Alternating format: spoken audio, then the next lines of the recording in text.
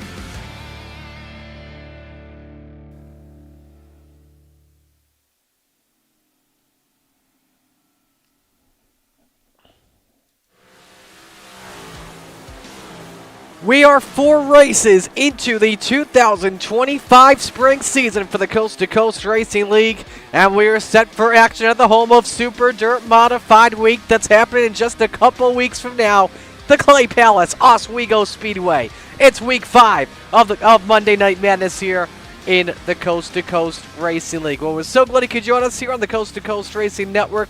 Marty Sakala with you. Thanks for joining us here this evening. Last week for the Open 358 division, we had our first repeat winner on the year. That, of course, was Anthony Morano. Because of taking the win, he holds a 35-point advantage over He holds a 35-point advantage over Sam Bachman and Dean Reynolds. Clay Christopherson in 4th, and Mike Brewer round out the top 5 in standings. A good car count here with us, over 24 drivers, 25 in fact on the entry list, so we will be sending some drivers home this evening. Let's talk about the Oswego Speedway while we are at a 5/8 clay racetrack here just 2 hours away from my hometown, based in Oswego, New York. Of course, a very fast track. It's going to start off multi-groove, then turn down to one groove as the track slickens up here. So with that being said, qualifying is underway for our Coast to Coast Racing League drivers. First driver we'll bring out onto the track is the driver of the 639, that being DK Dylan Kinsey.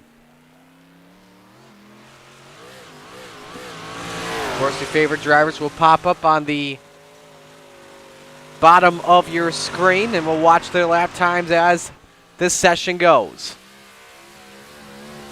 Sun is set here for the Open 358 at the Oswego Speedway. As here is DK in the 639. believe his first start of the season. Nope, excuse me, third start of the season as a top 5 on the year. He'll set the bar here with the opening lap time. 19.350 for Dylan Kinsey. Harold Klump quicker with a 19.353. Joseph Grandy, fourth quick. He's 2/10 though off of the pace. Let's watch Harold Klump go Yankees, the number 2 machine. Trevor Giroux, the Philly Flyer, low to the top of the charts in the 19.29. Michael Vitale, the Jokester, up to second. Kinsey moves back up to P2, 19.308. The Philly Flyer making its way through 3 and 4. Brand new race team for him at Full Throttle Motorsports, making the move on over. Slower on lap number 2. Here's the Magic Ant-Man. He won the Coast to Coast 200. Let's get another quick time from his teammate. Sam Bachman in the 007 puts her to the top after lap 1, 19.207. Morano, though, up to second after lap number 2. He was the quickest of all drivers in Sector 2. A 19.228 just falls short. Here's Gavin Chatham in the number 99 machine. Making his way off at turn number 4. Better in Sector 1. Will be better enough to improve the lap. It will not. 19.43. Qualifying is all done. And Sam Bachman, the quickest on track, of the 19.207. As we get ready to go, let us know who you're rooting for in the chat this evening. Thanks for joining us. Apologies for no broadcast last week. I was under the weather last week, and Mother Nature, I guess you could say, was not kind to me one bit. But we're ready to go for heat race number 1. First heat race is always brought to you by our friends at Gambler Motorsports, and here is how the field lines up. First heat race with the top 4 drivers will transfer to our feature. You've got Craig Bristol, baby, in the 93. The 093, I should say, next to him. Harold Klump in the number 2. Go Yankees once again. Row number 2, you've got the 100 grand. Joseph Grandy in the 518, and next to him, Sam Bachman in the 007. Row number 3, Chase Matsko in the 26. Next to him, Putt-Putt, Clay Christopherson in the 51. Final car, no call to grid, Scott Zinacker in the 143.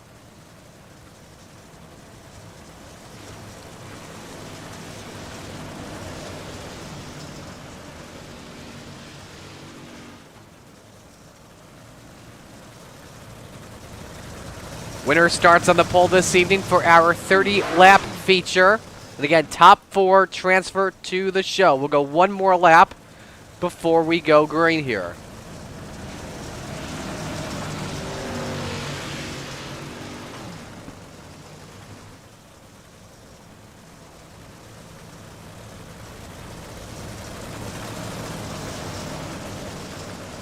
Open 358's brought to you by our friends at Venom Racing and Full Throttle Motorsports, the 2 teams you always have to watch out for in small block and big block competition on Mondays and Thursday nights. Pace truck is on pit road. We are ready to go racing. It is in Barney, the starter's hands. Heat race number 1 set to roll here at Oswego Speedway. Waiting. Green flag is out.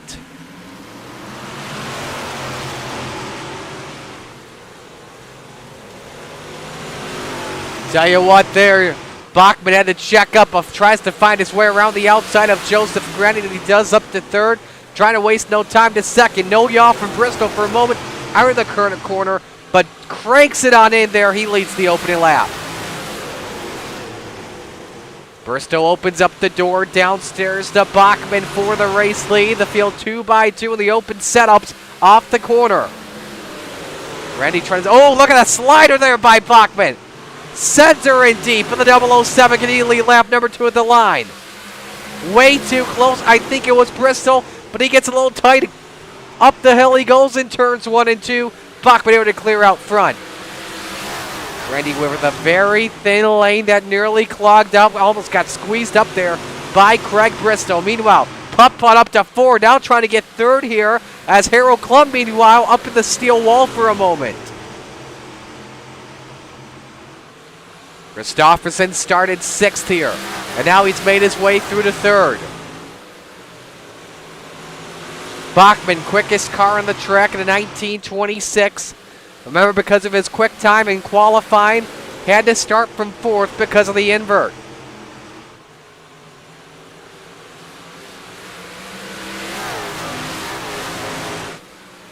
Randy just following the 007 for right now. You're on board with them.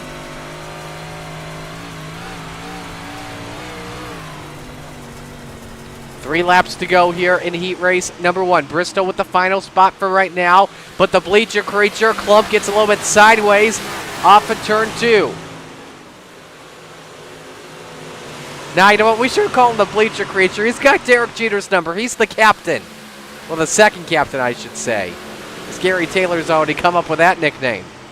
So I guess we do say Bleacher Creature or El Capitan.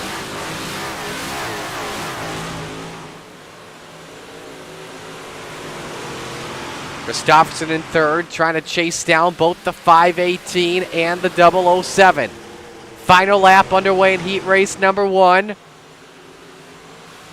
Bachman, if I recall correctly, back in the Coast to Coast Racing League 200 we ran on New Year's Eve at Oswego, he finished 2nd to Anthony Morano. Here he comes out for turn number 4. Bachman puts her on pole for the feature.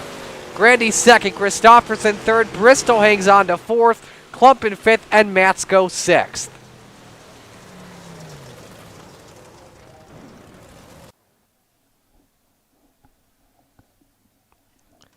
So heat 1 is done. We now move on to heat 2, brought to you by Regency Home Inspection. And here's how they line up.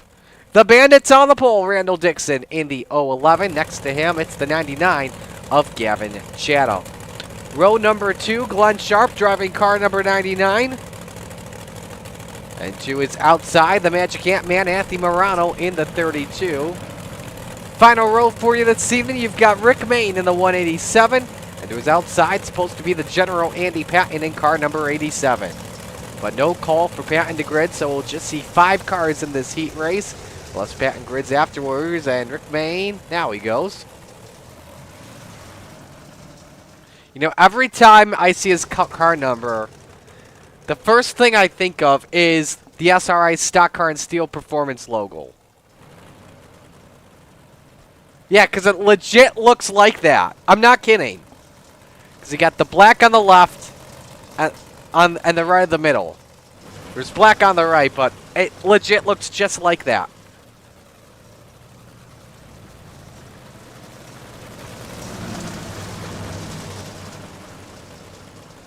I'll try and save a photo for you for proof. I don't think that's going to work, but I'm not kidding. Go look up Stock Car Racing, Steel and Aluminum, whatever it's called, SRI Performance logo. I'm not kidding. It looks exactly like that.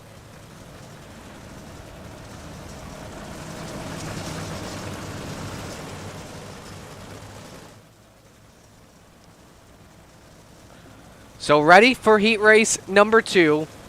Winner starts at the outside of row number 1. Top 4 drivers will transfer on. The rest will go down to the B main.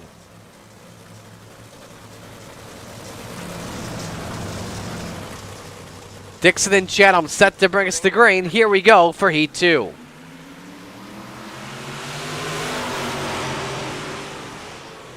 Ooh, Chatham and Morano all get together, and May got Morano. But the 32 car hangs on to it. Main's still the low man out, so it kind of helps Morano at the same time, but they're all lucky that Andy Patton did not make the call to grid. Lap 1 led by Randall Dixon. Glenn Sharp was trying to get a peek on Gavin Chatham for the race lead.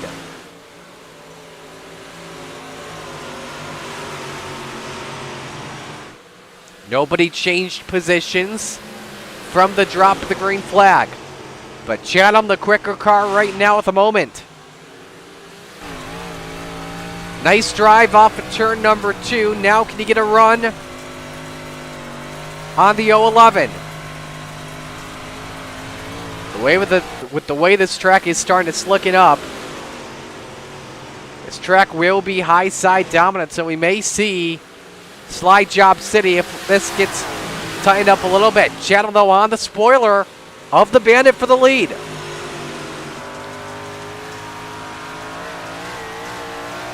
Halfway home in heat race number 2. Quickest car on track, though, is Morano. He takes a peek downstairs on Sharp for 3rd.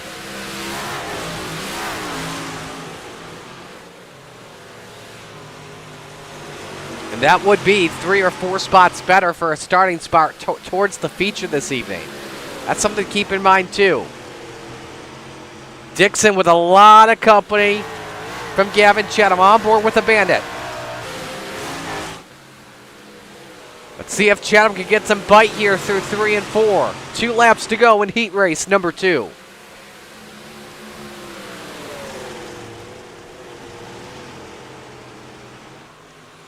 Nice job from Dixon getting on the gas first off the corner.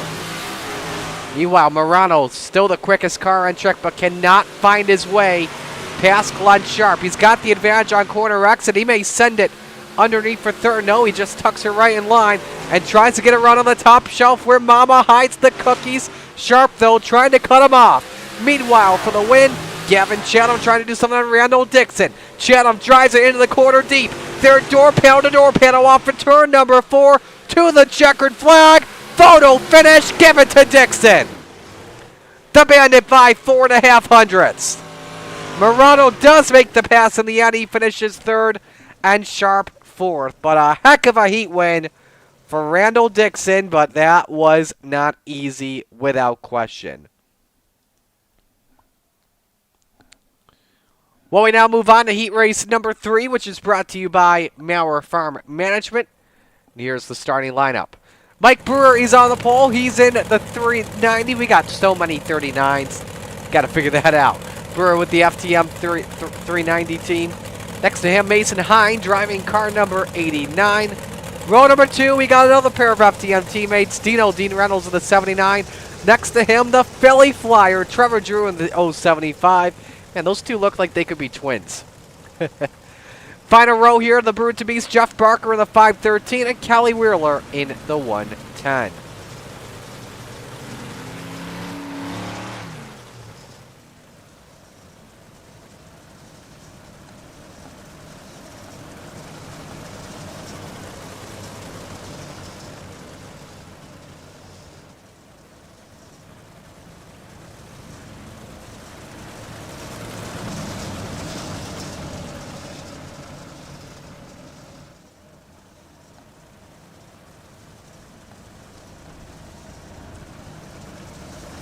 Mark Hawk checking in the chat, rooting for Mike Brewer. Love the message, love the message.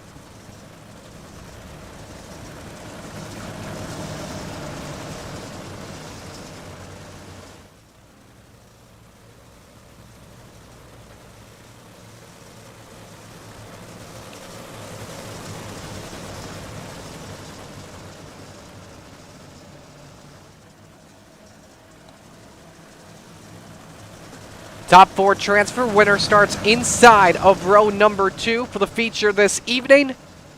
And we're ready for the green.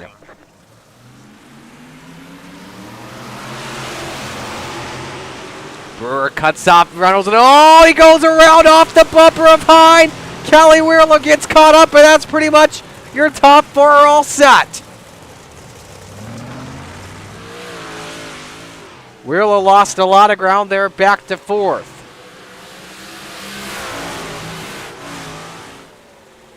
But here comes the Philly Flyer. 3rd quickest in time trials. And he wants that race lead.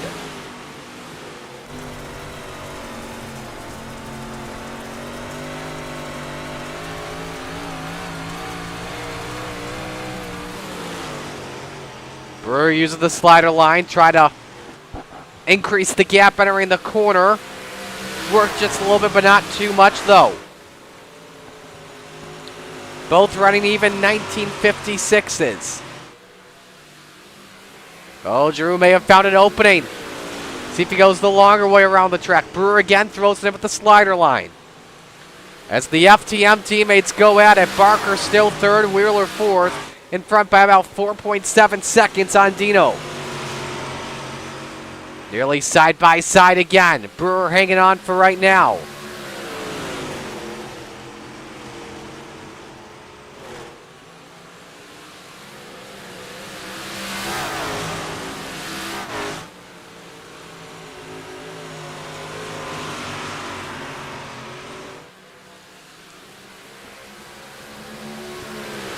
It's all Brewer and Giroux. They've got 1.5 seconds up on Jeff Barker.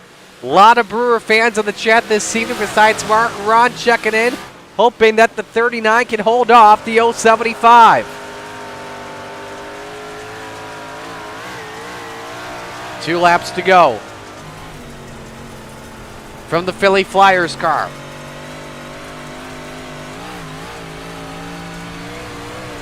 Giroux trying to set this up. We're trying to start third this evening in the feature. Here we go.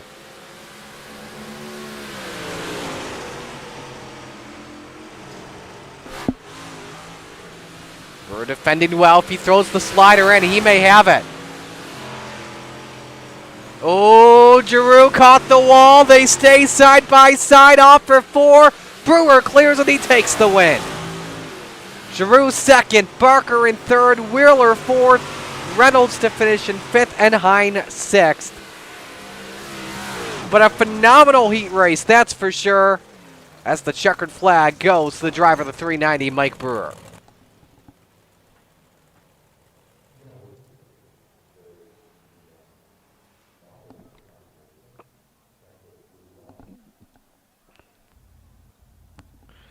Heat race number 4 set to grid onto the speedway, and here's a look at the starting lineup. Is Bob DeGood is on the pole. He's in car number 7. Next to him, Brian Moore Sr.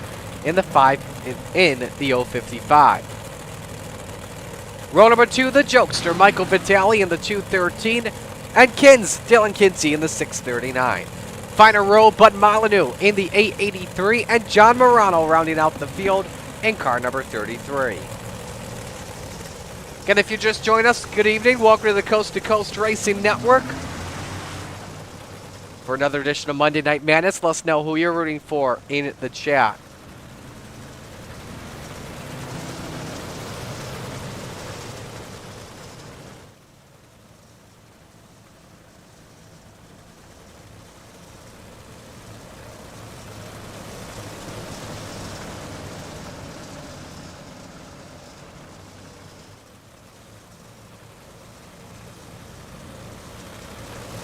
So here we go for the final heat race. One more lap to green. Big fan of Bob DeGood's paint scheme with the Sweeteners Racing, Sweeteners Plus team on it. The old Vic Coffee paint job.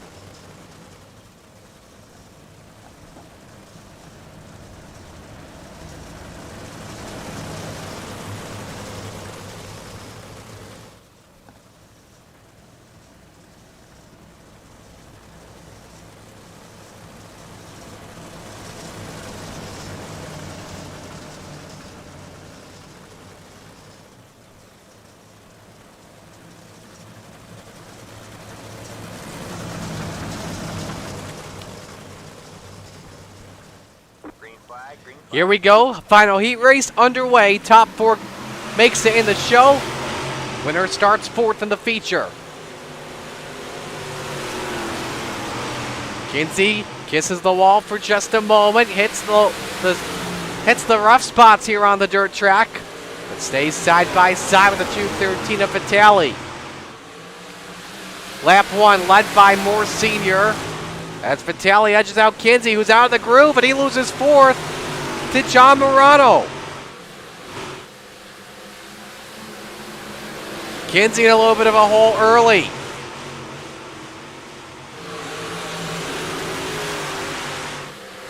And now he's got the spot back. Top 3 on the top, bottom 3 rolling down.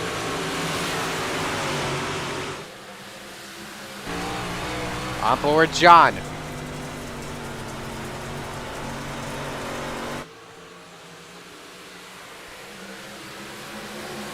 So everybody liking the higher group for right now at the moment.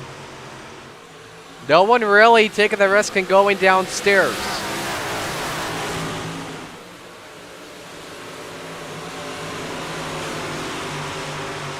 Bud Molyneux in 6th. Quickest car on track in 1951. And look at this. The driver is second through 5th, showing that you can go for abreast here. weren't exactly for why, but everyone looking for as many options as they can. Vitali takes a peek onto good. Nothing working too much there. Here comes Kinsey as he sends it on the jokester. Oh, they touch for third, but no harm, no foul. Everybody continues on here without a hitch. Kinsey, big set onto good. Oh, Kinsey up on the wall, 3 wide for second. And now here comes Molyneux looking to take fourth. DK took a risk, didn't pay off. Morano nearly up with a steel wall. Kinsey trying to fight back. He's got Molyneux cleared. So the good down to third, Vitali up to second. Final lap is underway. Molyneux and Morano trying everything they can do to get up to fourth. Kinsey looking low, bumping to good for just a moment. As they're side by side for third, side by side for fifth. Up front, Brian Moore Sr. in the 55 takes the win in Heat 4. Vitali second to good third, Kinsey fourth, Molyneux in fifth, and John Morano sixth.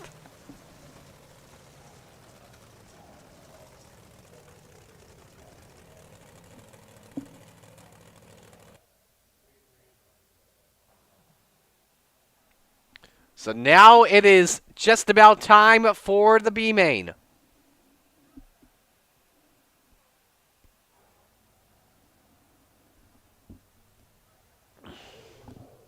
Get that all set up here in just a moment. There we go. All right, 9 drivers are in this. We are taking 8. So if you finish last, you're done.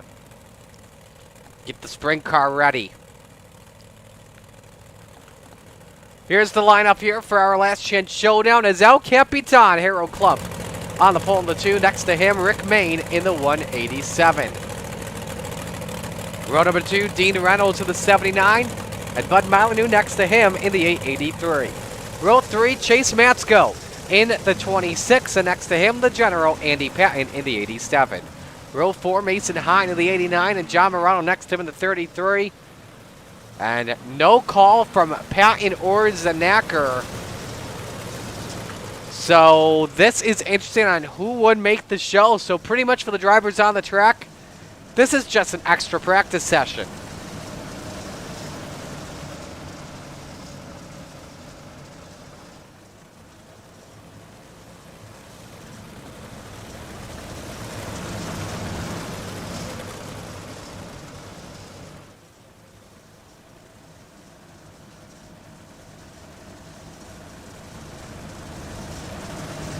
Go one more lap before we take the green.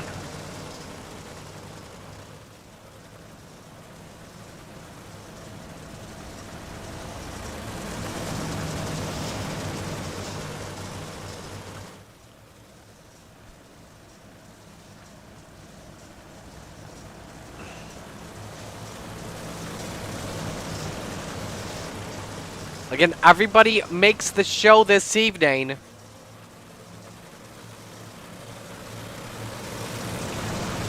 Out of this B-main, if Patton and Acker make their way on the track, it could get interesting. Here we go, though. The Consi underway.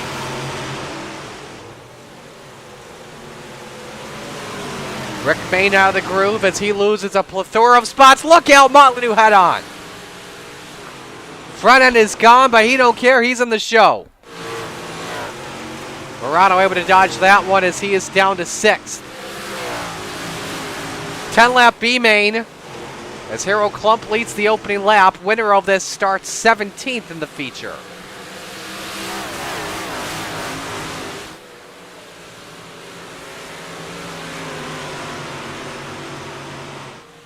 Dean Reynolds, though, catching the driver, the 2. I wonder if he may forgive Harold Klump and race him a little easier because he's got the Yankees car. Heck, I would too. If you're a Boston Red Sox fan or a Mets fan, you probably wrecked that thing on the spot. Kidding. Reynolds looks downstairs for the lead. Main with the preferred line and just rolls through with it.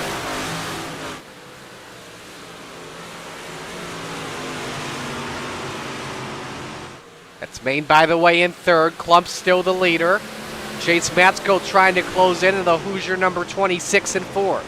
Ooh, and Reynolds caught the wall a little bit. Allows Klump to pull away. Maine had to check up. And so Matsko may have an opportunity to pounce for third.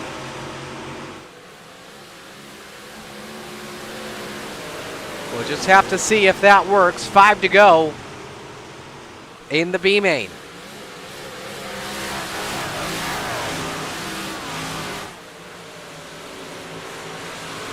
Matsko with some good bite here through turns number 3 and 4. 4 laps to go.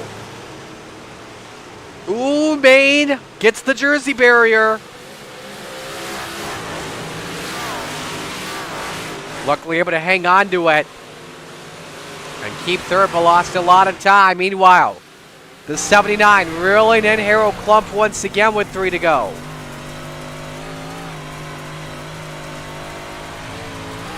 Look at the speeds as they go down the back chute. Here's the sign from the 79. He knows this place. He knows this place just by looking at the palm of his hand. 2 laps to go. And he does have the quickest lap in this B main right now. A lot 19:51.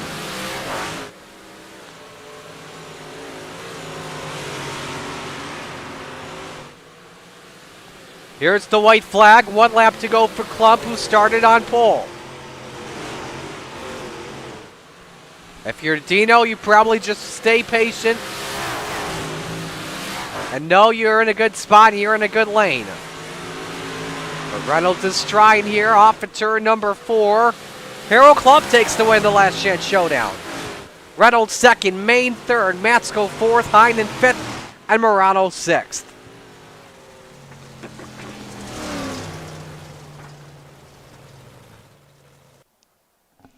So we'll step aside, take a break. When we come back, first feature of the night on the Coast to Coast Racing Network. Stay with us.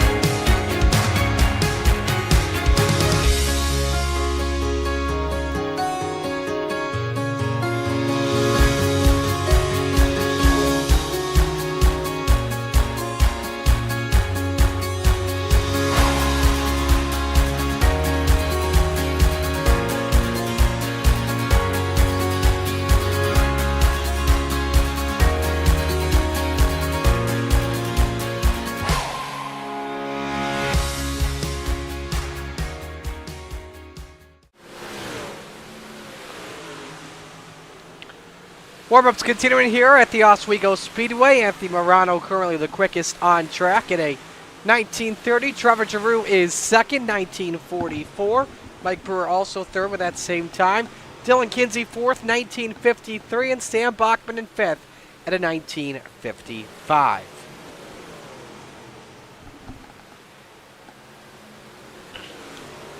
Justin checking in from Mike, and Mike says, who is Mike Brewer? Never heard of her. I do not know. You know what? Let me break the fourth wall here and a little by racing. I want to check something for the fun of it. So Mike is from Pennsylvania. What's a popular Pennsylvania brewer company? I don't know. Featured time regardless here. 30 laps. Let's meet the field and give you your starting lineup. On the pole, Sam Bachman in the 007 and the Bandit, Randall Dixon in the 11. Row number 2, Mike Brewer in the 390 and Brian Moore Sr. in the 055. Row number 300 grand, Joseph Grandy in the 518 and Gavin Chatham in the 99. Row 4, it's the Philly Flyer, Trevor Drew in the 75 and the Jokester, Michael Vitale in the 213. Rounding out the top 10 here this evening, Putt Putt Clay Christopherson in the 51 and the Magic Ant-Man Anthony Morano in the 32. Row number 6, the Bird to Beast Jeff Barker in the 513 and Bob DeGood in the 7. Row number 7, Craig Bristol, he's in the 093 and Glenn Sharp in the 099. Row number 8, Kelly Wheeler in the 11 and Dylan Kinsey, DK in the 639. Row 9, it's Harold Klump in the number 2 and Dean Reynolds the 79. And in row 10, Rick Main in the 187 and Chase Matsko in the 26. Final rows this evening, Mason Hine in the 89, John Morano in the 33, Bud Molyneux in the 883.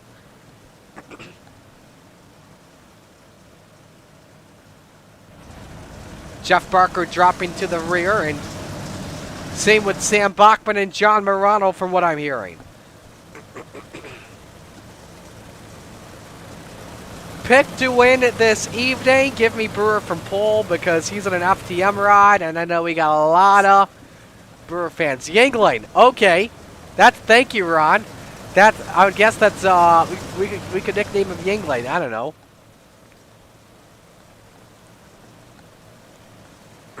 Got Megan checking in. As we are ready to go here for the Flatline Racing Bodies green flag. First time tonight that it's time to shake and bake here with the Open 358s at the Clay Palace. You'll see them in real life in October. Brewer and Dixon bring us to green. It's time to get it on.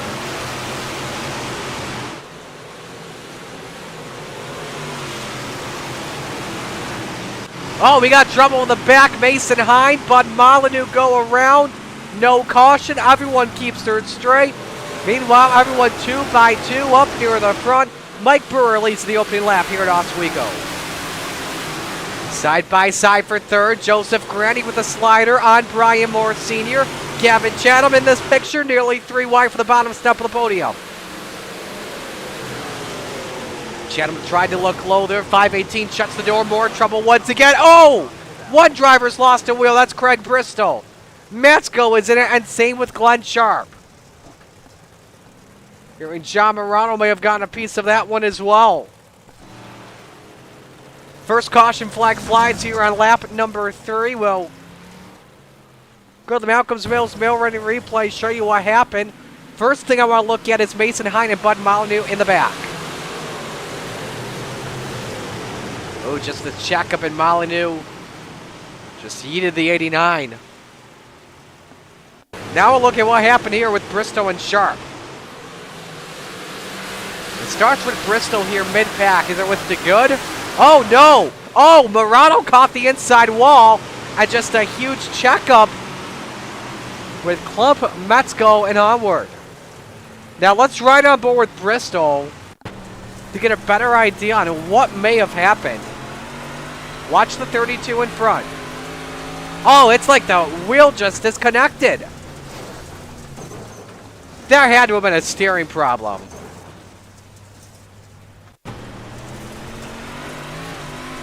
Right on board with Sharp.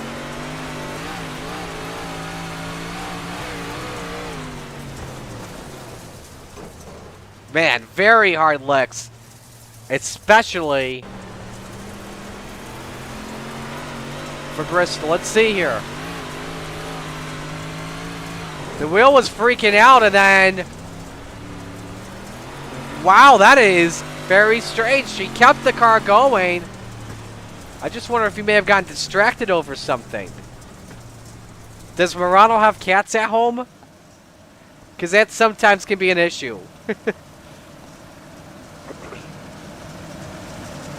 Alright, coming back to green. 3 laps are complete.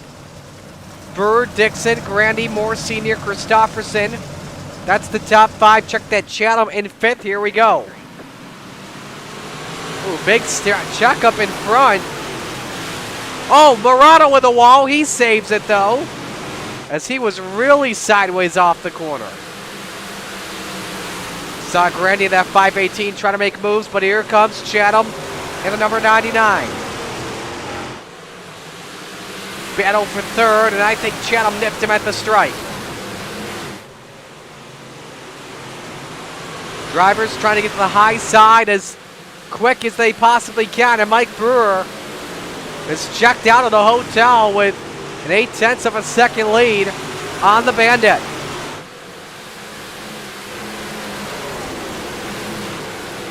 Joseph Grandy now trying to thread the needle in the 518, nearly 3 wide for 3rd.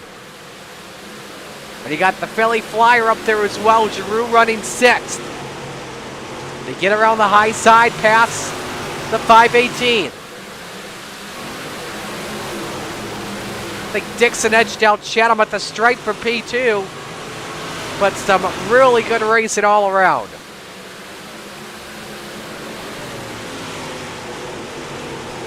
How about the driver in the 79, Dean Reynolds, came from the B main, finished 2nd, and he's already up 8 spots running in 10th.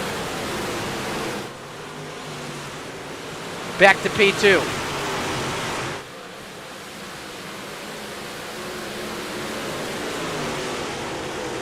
Dixon clearing Chatham for the spot. Moore still dealing with Grandy. Christofferson also into the thick of things as well. But how long have the two been side by side for numerous laps? We saw that in the New Year's Eve special.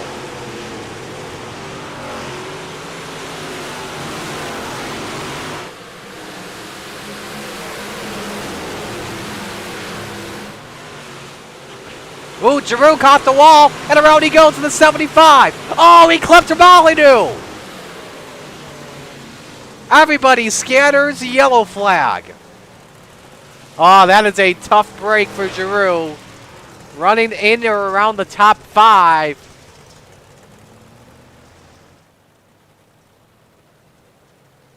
And when he spun, he just knew it was going to have to get ugly in some way, and we saw it there with Molyneux. Watch what happened.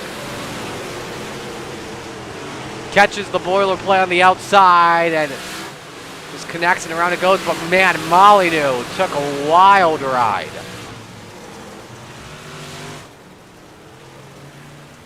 It's right on board with the 83. Minding his own business here. So what's ahead? Yellow flag is out. Thought he had it missed, but cranked it to the left way too late. Right on board with the 75 of Giroux. And this was some good stuff here in the race for P3. Actually P4 rather. Yep, rear end.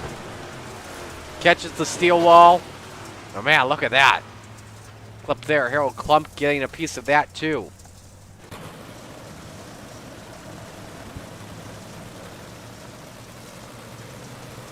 Looks like Anthony Morano's got his things figured out. Back down in 19th spot. Mike Burr still out in front, and Ron says he's sure he's got a Coors in his hand, though.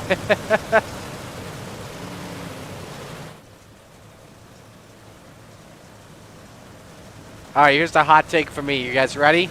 Now, I drink NA beers. The best NA beer out there is Heineken. Then Stella, then Peroni.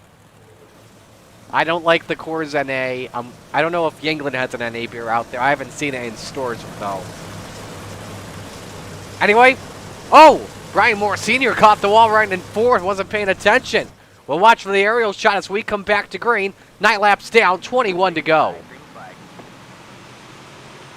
And hopefully that doesn't cost Brian Moore Sr. a lot of speed. He's already lost 1 spot, maybe 2 and maybe more. Nearly 3 wide for a moment, and it is Christopherson in the middle. Battle for P2. Chatham edging out the 011 at the line. And a nice slider for the man that started 6th. Well, look at Grandy trying to go 2 for 1. Meanwhile, don't blink. Dean Reynolds is in 7th, and he started 18th. See if we get past his teammate Christopherson.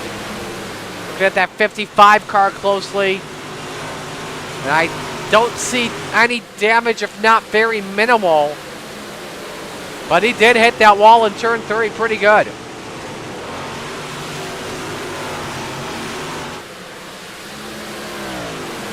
Meanwhile, Chatham is through up to 2nd. Granny has taken away 3rd. But now can they chase down Mike Brewer? Got an FTM driver in 2nd. Granny in 3rd. Oh, looking downstairs. That was a narrow lane for P2. That is brave and ambitious. Chatham trying to cut him off. They bang.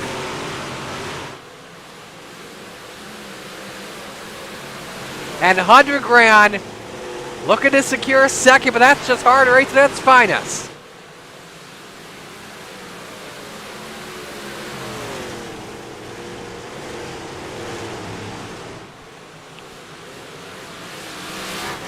Oh, DeGood up in the wall in the background. Sideways Vitale. He loses 8th to Reynolds. Well, let's get back to 2nd. So we're halfway home, 15 up and 15 down. Brewers let them all. If not most. Remember, Sam Bachman started from pole and he is falling backwards. Down to 10.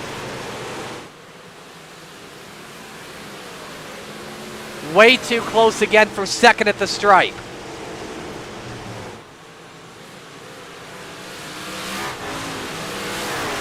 Oh, Vitale may have baseballed out of here. We're getting reports that he jumped to the pits while running in the top 10. If so, that is a heartbreak situation. Let's take a look. Ooh, Kinsey just forced him up there for some reason. I don't know what happened there. But regardless, we got to get back to the main action here. And continue on with this rockin' battle for 2nd. Grandy and Chatham still drag racing around the Clay Palace.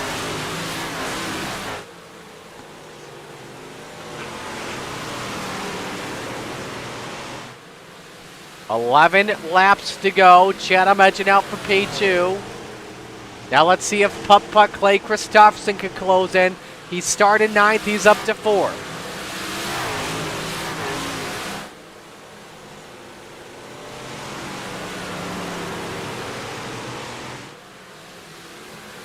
That time Chatham clears Grandy. But now can the 518 fight back?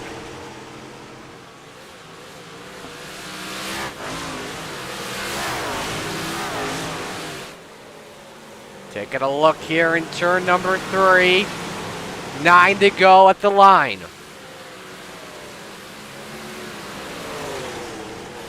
Meanwhile, back to 5th. Reynolds has found his way past Randall Dixon. Clearly your hard charger right now up 13 spots. The second most is 6 by Dylan Kinsey, Rick Main, and Mason Hine. Meanwhile, the lead for Brewer with 8 to go, 1.6 seconds on Gavin Chatham. And they are still wheel-to-wheel off the corner. And Chatham's got him clear. Let's look at some more racing. This is the battle for 9th. DK, Moore Sr., and Wheeler. So it looks like that wall contact for the 055. Yeah, you can see how the door panel is caved in a little bit. And that car is plateauing backwards big time. Oh, it gets worse for more senior. Around he goes. And a caution flag comes out. And that erases the 1.7 second lead for Mike Brewer. Oh my goodness. And this is going to provide a huge late race restart.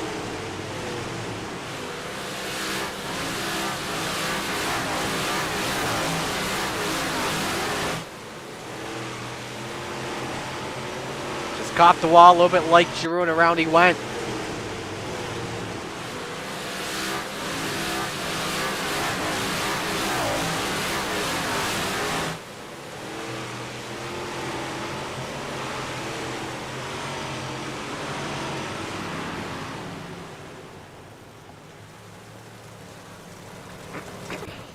All right, let's talk about Brewer as we await this restart.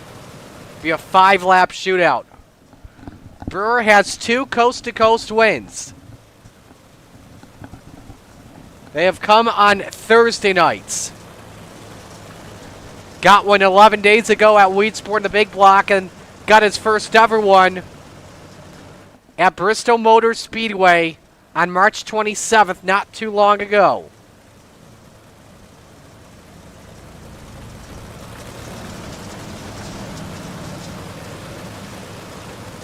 Best finish in this series, second in Eldora this past February. The lights should go off this time.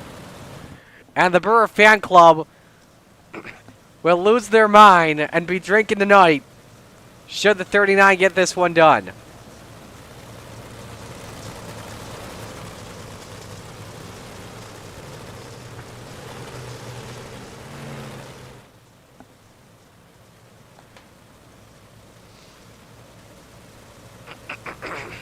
Alrighty, Brewer leads. Chatham second, Grandy third, Christofferson fourth, and Dean Reynolds rounds out the top 5, and we come back to green with 5 laps remaining.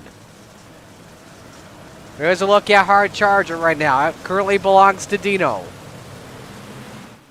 Green flag, green flag.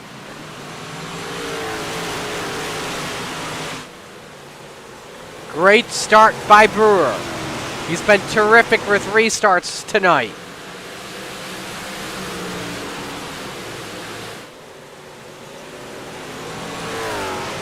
Still side by side for second, Chatham and Grandy.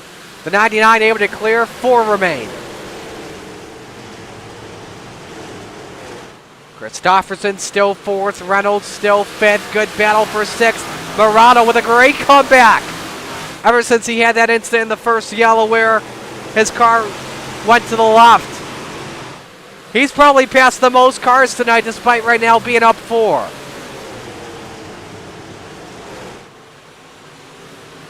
Three laps to go. They're still duking at it for P2.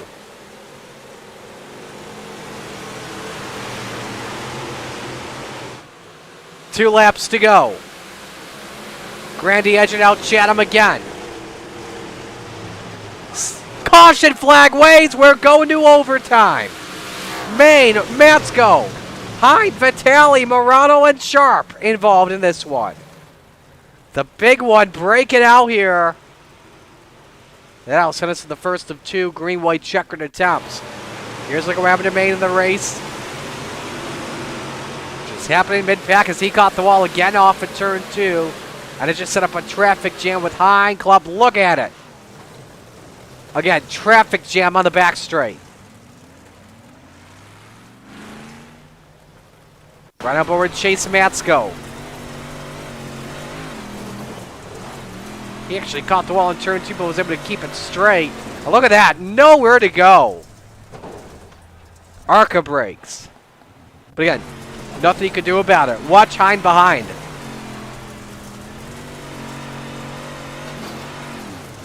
Tried to avoid it, but just couldn't. Correction, by the way, that's actually going to turn number 1.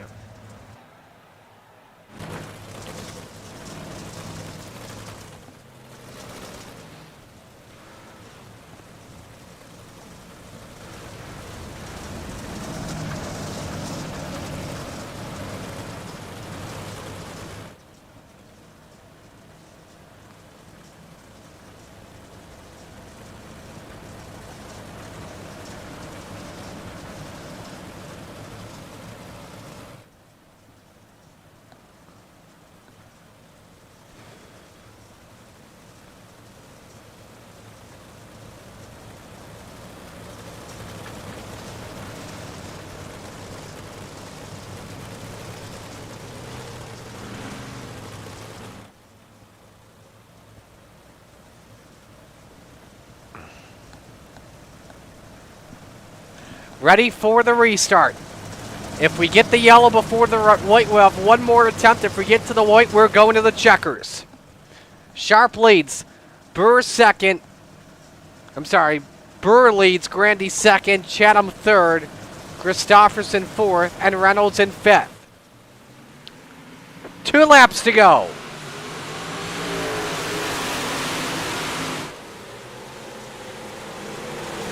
Chatham looking for options around the outside. He may lose a spot here to the 51, the 79. Dino wanting fourth here from the old 51. And they could go 3 wide here. Look at Morano. He got the 79, his teammate. And a stack up off turn 4. Kinsey is hooked with Wheeler. And up in the air goes Giroux. No caution flag. We've taken the white. Down the back chute for Mike Brewer in the Full Throttle Motorsports. Number 39, Grandy tries to send it. Won't get there. First Monday Night Madness win. Mike Brewer takes the checkered flag. Grandy second, Christofferson third, Chatham fourth, and Dean Reynolds with a drive into fifth. How about Pupfoot with the finish to third at the end?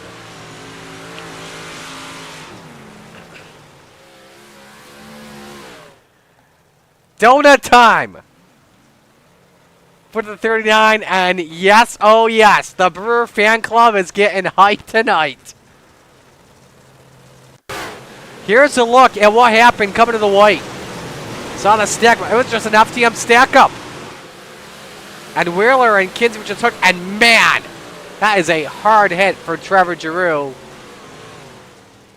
That is a nightmare if you're FTM, right on board the Philly Flyer.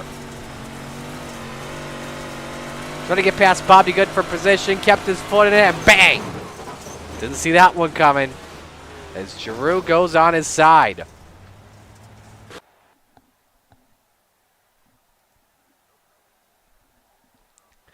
So Brewer with the win, Grandy second. 0.4 of a second of margin of victory with Putt, Chatham, and Reynolds in fifth. Dino, your biggest mover, up 13 spots. Nice runs as well for Morano coming back to sixth. Kelly Wheeler up 6 to 9, and Klump up 6 to 11. John Morano with also a good race as well. Here's the rest of the field, where the hard luck tonight goes. It goes to Trevor Giroux without question after having a good race early on. See if your top 3 are all in. I'm not even in the coast. Am I even in the coast to coast? Yeah, my voice is connected, so. Well, we got 2 of the top 3. Just need to bring in Putt.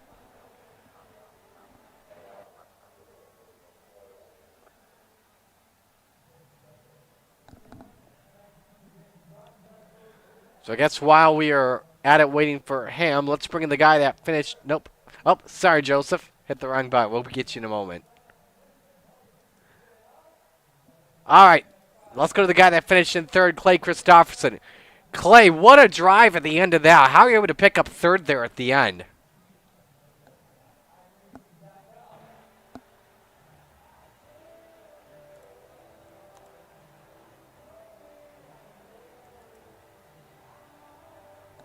So you're saying pretty much your car was getting better as time was going on?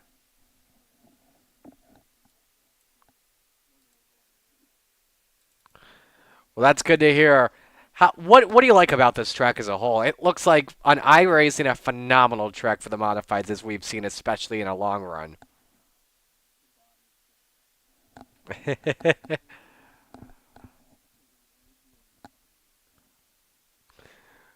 Oh, actually, I just realized we're having some technical difficulties. Give us one moment. Didn't have the Discord audio turned on. But Clay, great run finishing in third. I think that we can hear you now. Who do you want to give shout-outs to? You guys for putting us on, all the guys at FTM and Swan Speed Shop for 358 and big block sets. For those that were wondering, Clay was saying he just loves the bottom here and his car was getting better and better. That's just an AI summary for you. But Putt will let you go. Congrats. Hopefully we're seeing the sprint car later on. Thank you, sir. So Christofferson finishing in third. Let's go to the guy that finished in P2, that being Joseph Grandy, 100 grand, the 518. Joseph, you and Gavin put on a really good battle in the middle parts of that race. How much fun was that? Yeah, it was fun. I was having issues with my wheel. It's jerking on me every few seconds, so kind of hard to hold my line down. But overall, good run and a very fun race. Where did you feel you were better at compared to Gavin? I felt if I could hold a steady line, I felt I was faster than him. It's just hard to do that when my wheels jerking on me every few seconds. But that restart definitely helped because he needs to build up his momentum to run around the top. So, yeah, held on. Who do you want to give shout-outs to on the run? Coast to Coast Sim Sports, Bajula Safe Speed Shop, Catalytic Recovery, my girlfriend Olivia, all the guys at Coast to Coast, and you, man, for doing the broadcast. All right, man, we'll let you go. Great job on the run. Best of luck in the sprint car later tonight. Thanks. So Grandy finishing in second to victory lane, where he's been listening to the broadcast. That's for sure. He's been hearing us talk about the fan club. Mike Brewer, first Monday Night Madness win, man. How's that feel? Dude, that's incredible. I'm like, the adrenaline's flowing like crazy, I tell you. How were you able? How was this car so good compared to everyone else?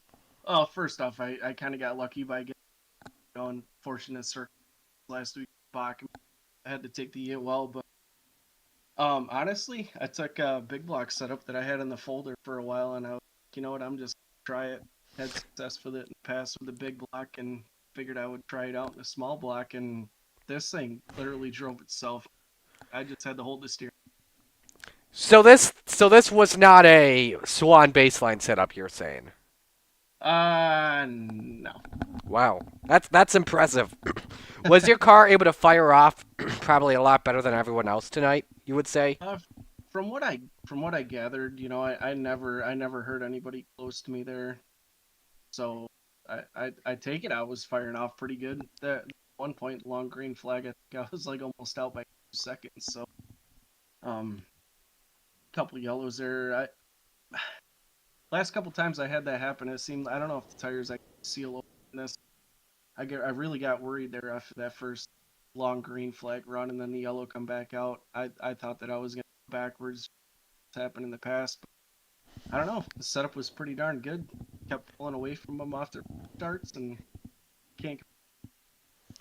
Well, enjoy this win tonight, that's for sure, man. Who do you want to give shout-outs to? First out, you, Marty, for broadcasting. Welcome back. It's good to hear your voice again. Everybody there at Coast, all the guys over at Toronto Motorsports, Expert Installation, Swan Speed Shop, Dino over there at Dirt Car, everybody out there watching. I shared the links, so a bunch of guys out there in the stands and people watching. So it was pretty cool to pull this off and stay out. Alrighty. Not messed up. Alrighty, man. Well, hey, enjoy this one. We'll let you go. Get another course. Congratulations on the win. Yeah, I appreciate it. Thank you. Mike Brewer, his first win on Monday Night Madness. Congratulations to him on doing that in the Open 358 division. We're going to step aside, take our second break of the night. When we come back, it's Rebels time of the Coast to Coast Racing Network. Stay with us.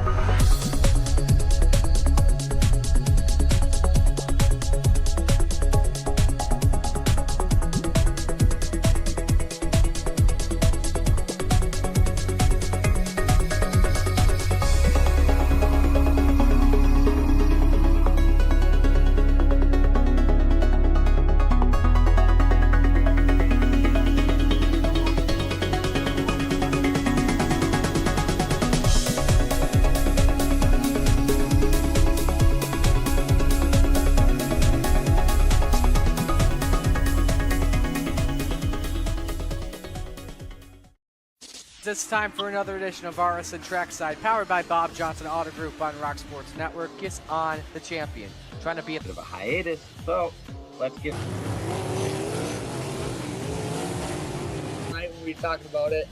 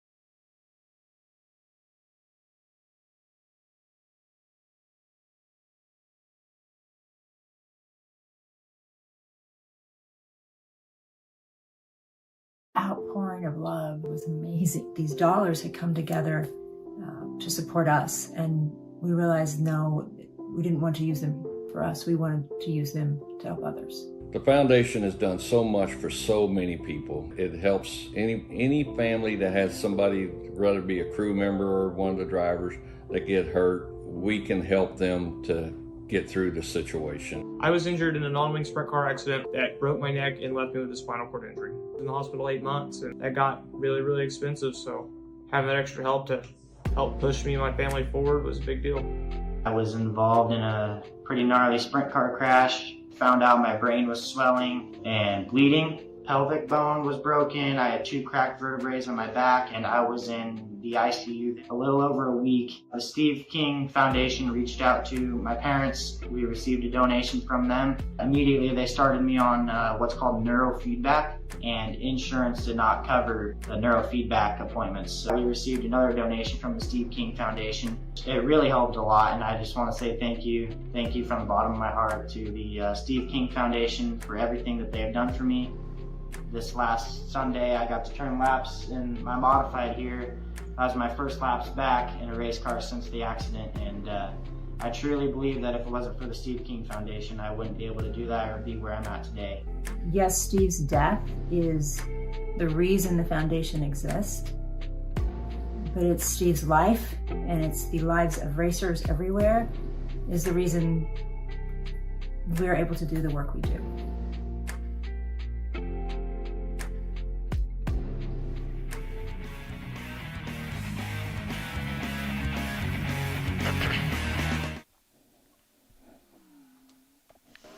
Welcome back to the Oswego Speedway as we get set to go for Coast to Coast Racing League action with the sprint cars. Our developmental Rebels division are set to go down. Marty Sakala with you. Thanks for joining us here this Monday night. So, 4 races, 4 wins for the Magic Ant-Man, Anthony Morano. And I feel like we are at the point where if Morano wins tonight, I think we have to put a bounty down on him. If anyone that's listening agrees with me, let's do it. I may text the booth boys about it and see what they think. Where if Morano wins this one, any Rebel driver that beats him gets bonus money, and then if he sweeps the season, he gets it all.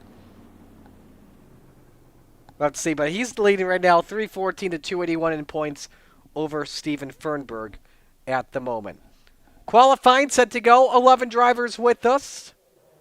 Remember, we are taking the top 5, IL depending, into the Renegades.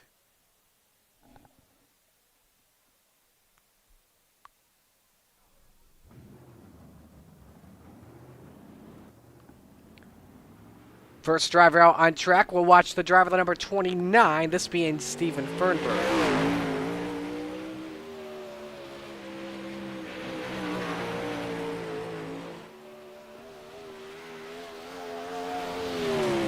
And you can rip laps around Oswego Speedway very, very quickly.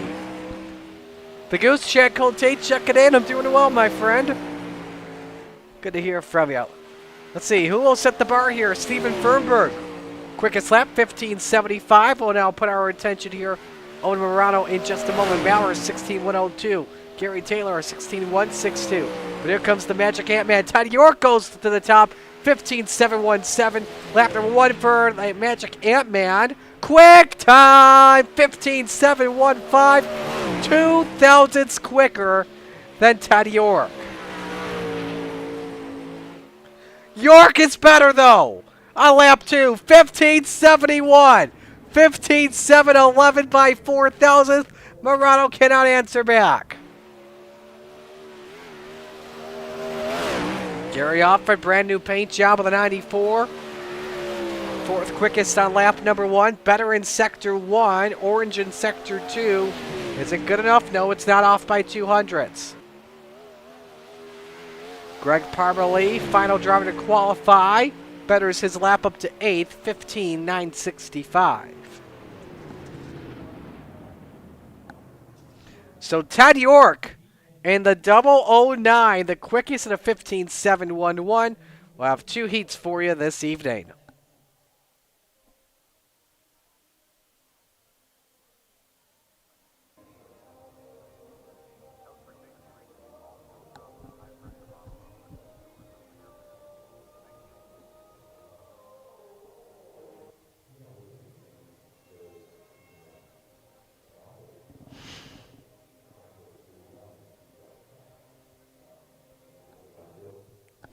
So, ready to go here? Nope. Oh, I believe we're doing 30 more seconds of it.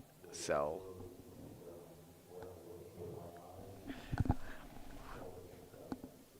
Hollow checking in. Enjoying the racing so far. Good to hear, my man.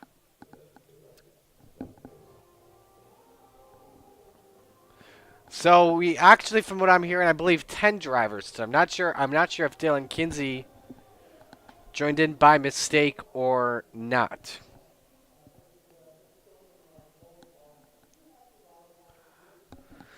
So, your quickest 15:711, Morano 15:72, Fernberg 15:75, Offer 15:87, Maurer 15:94. 2 heats here. First one brought to you by Gambler Motorsports, and here is the starting lineup. Brian Moore Sr. starting on the pole, the 055. Next to him, Steve Maurer in the 888. Row number 2, Stephen Fernberg. He's in car number 29. And it's Teddy York in the 009. Final row, Shaggy Zach Chapman in car number 72. And DK Dylan Kinsey in the 39 supposed to take the green, but it doesn't sound like he will. So 5 drivers are with us here tonight. And a problem maybe with Zach Chapman, as he has disappeared from the grid. So he'll be forced to start from the pits here tonight.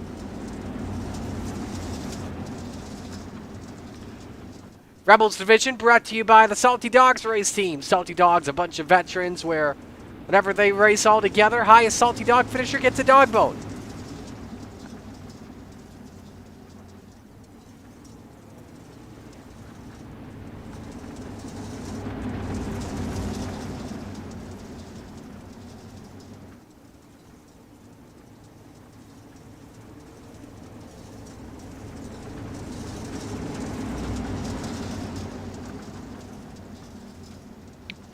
One extra lap to green. For those that may be wondering why we haven't been doing only one pace lap, apparently since, and this is new to me, Since the latest iRacing update, you cannot go 1 to green on short tracks like Oswego. You're forced to do 2 to green.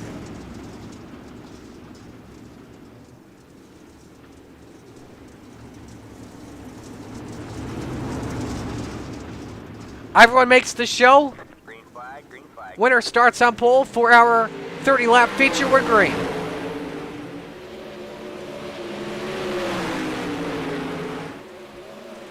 Good jump by Moore Sr. as he immediately clears Steve Maurer off the jump.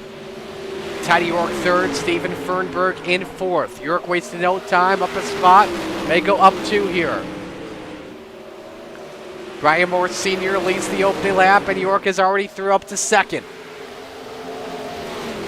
Now we're trying to fight off the number 29 of Steven Fernberg, who catches the wall. On board the 888. York high, wide, and handsome for the race lead. He takes it away from Brian Moore Sr., wasting no time. Ooh, get a little sideways there. Maurer off the Jersey barrier. And the 888, oh! Did he nut code him? No. Oh man, that got really tight.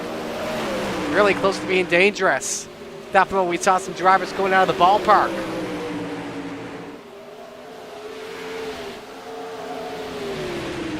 Oh, he ate it all! Brian Moore Sr. tumbling in 1 and 2. That'll put Zach Chapman there up to 4. Dang. That's not what you wanted, obviously unintentional. But Brian Moore Sr. taking a wild ride that, ironically, is only what Maurer does from time to time. He's known for those long rides, especially in Knoxville. There it is. There's the, and man, that's a heavy impact. And a very wild barrel roll. So Fernberg threw up to second. Maurer drops a spot to third. But it's all Teddy York right now with a 009. Final lap underway. York making his, in fact, his Monday Night Madness debut with us. Good to see him having some success so far in the branded Autoglass ride, making his way through 3 and 4. York takes the win in heat race number 1. He starts on pole tonight. Fernberg second, Maurer third, Chapman fourth, Moore Sr. fifth. And that is how they finish for heat race number 1.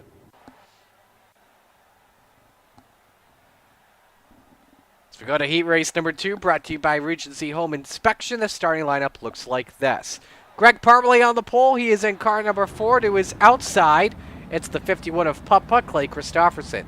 Row number 2, the 94 of Gary Offbutt, and the man that's right now undefeated in features this season, the 32 of the Magic Ant-Man, Anthony Morano.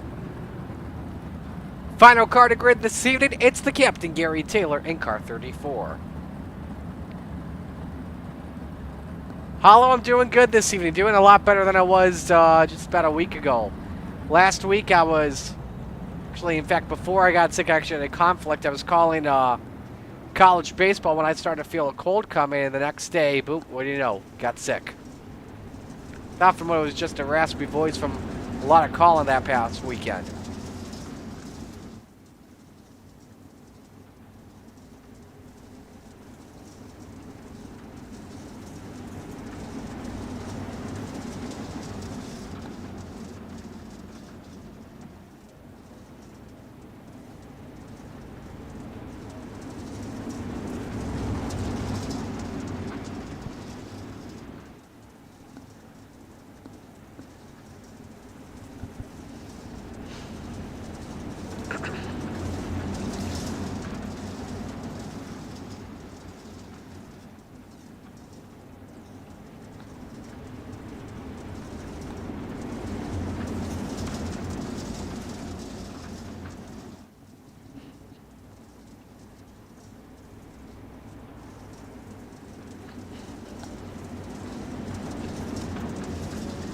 Anyway, here we go for heat race number 2. This will determine the outside row on the grid this evening.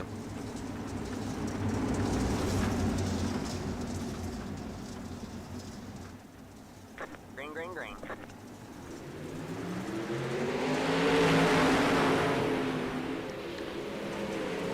And look at Putt wasting no time along with his FTM teammate Anthony Morano. They immediately go 1-2. Look at this. Morano trying to go 3 for 1 in 1 lap.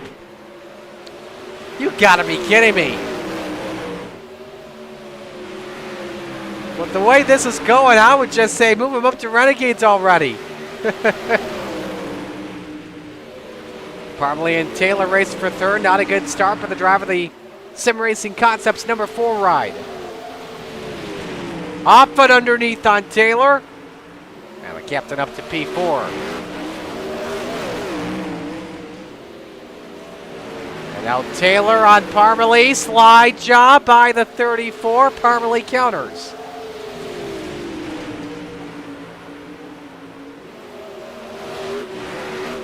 And a good exit by Offit in that 94.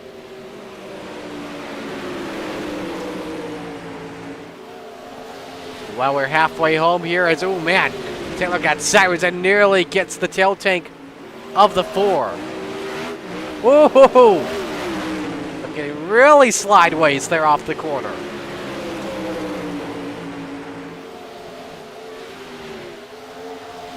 Three laps to go in the heat. 1 second lead for Morano up on Putt. Taylor got the left front off the ground there for just a moment. Oh, did he ballpark it? Yes, he did. Net code bit him in the dust. Well, I shouldn't say net code, but catching the wall like that. Bye-bye.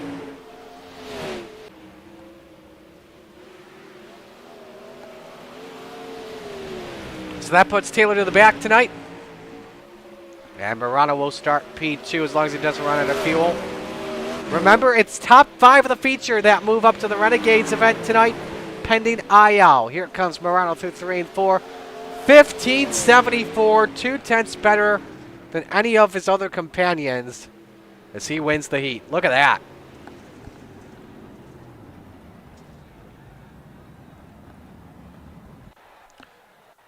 So we got the warm-up. We'll step aside, go to break. Coming up next is our feature on the Coast to Coast Racing Network. Stay with us.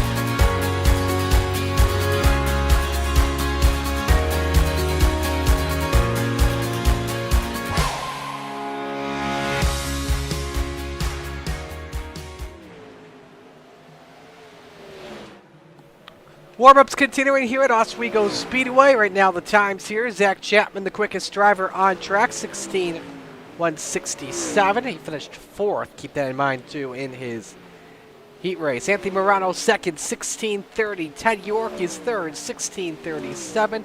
Stephen Fernberg fourth, 16:38. And Gary Offit fifth, also running a 16:38. Warm-ups have just wrapped up. We'll have 10 cars taking the green. Top 5 transferred to Renegades, pending eye out. Bottom 5, they are done for the night.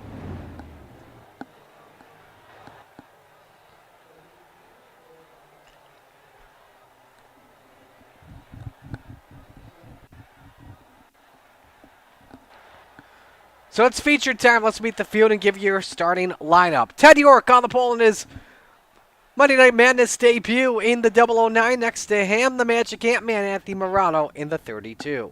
Row number 2, Stephen Fernberg in the 29. And putt-putt, Clay Christopherson in the 51. Row number 3, Steve Maurer in the 888. And Greg Parmalee in the 4.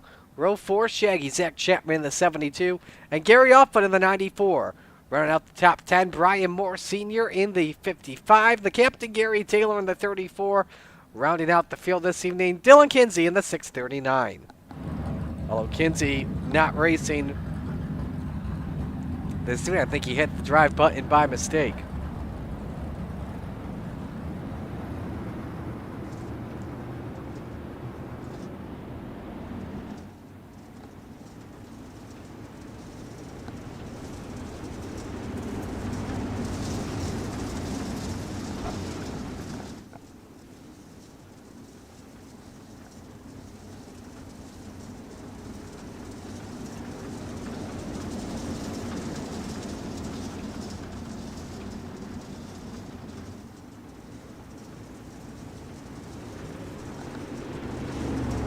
One lap to green this time by. My pick to win. You know what? I'm going to go with Ted York for the win this evening. It seems like one of those races where you want to be starting from pole position.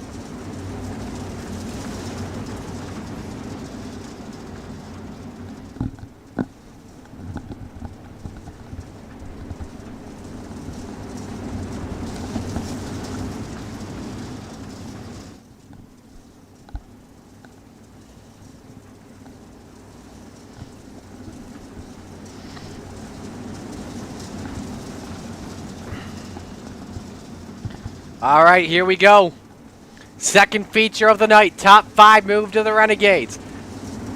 Time to kick the tires and light the fire, and it's also time to shake and bake. Field is off turn 4. Morano and York bring us to green. It's time to get it on.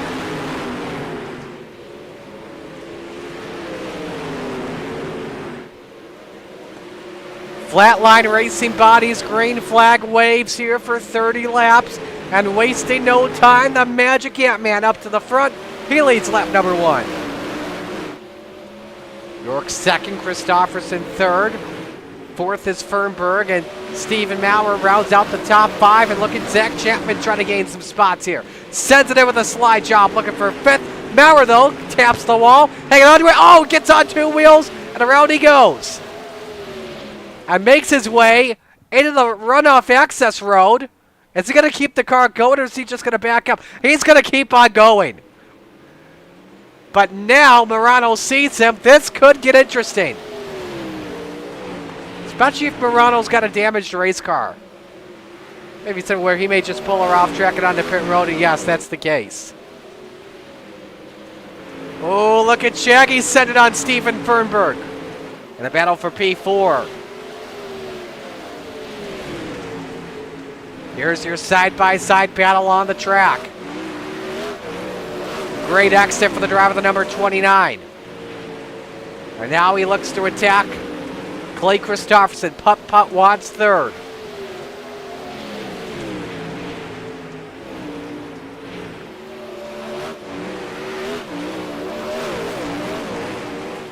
Everyone liking the cushion, ripping the top. At the moment, some drivers using the slider line like Christopherson is, especially when they're trying to defend a spot, and it can work at times.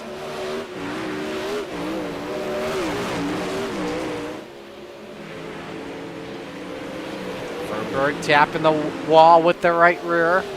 That can work at times. Ooh, Gary Taylor in the background, sideways for a moment. Back in the 8th spot, Parmalee in front in 7th. Gary off the first one out in 6th. Back up near the front now, it's a 3-car battle for 3rd. Chapman's closed down the 29.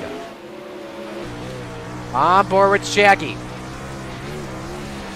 Man, look how sideways he got off of turn number 2 with how slick that part of the track is compared to the tacky parts. Looking for bite off of turn 4. Ooh, sends her up. Fernberg in the wall in turn 2. Chapman trying to force the 29 into making a mistake as we're a third of the way through. Morano's lead at 1.6 seconds and growing on Teddy York. Fernberg trying to look around the outside of Putt-Putt. Can he try and tap it in for a birdie here off of turn 4? Ooh, man, Chapman was trying to look around the outside. There for just a moment, eagle both of them. Stops a little slow on corner X. It allows Fernberg to get wing to wing and pull up.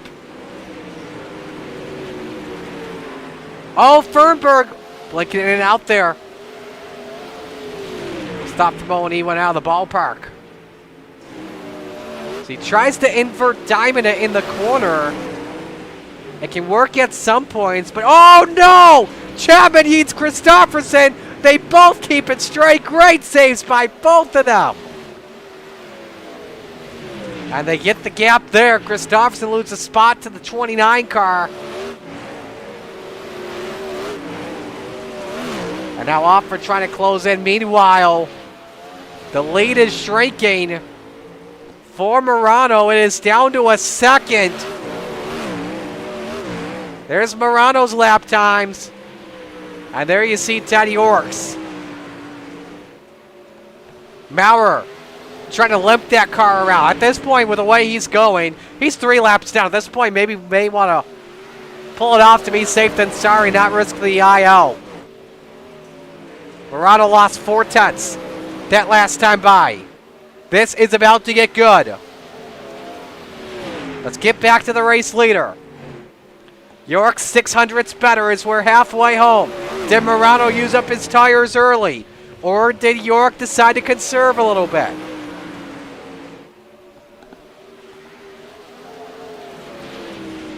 This is the best battle on the racetrack. You also have Christopherson and Chapman in the race for 4th. The closest, but this one is starting to get good.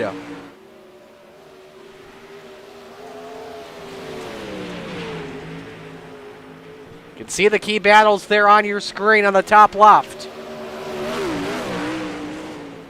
But I think Morano knows he's got company. Different lines by the top 2.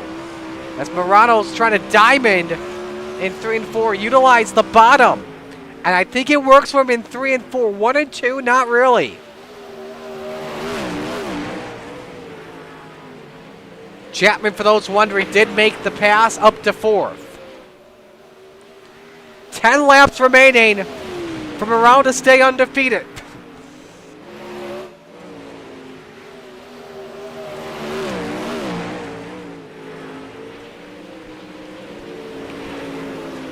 But he's got a fast challenger in Teddy York.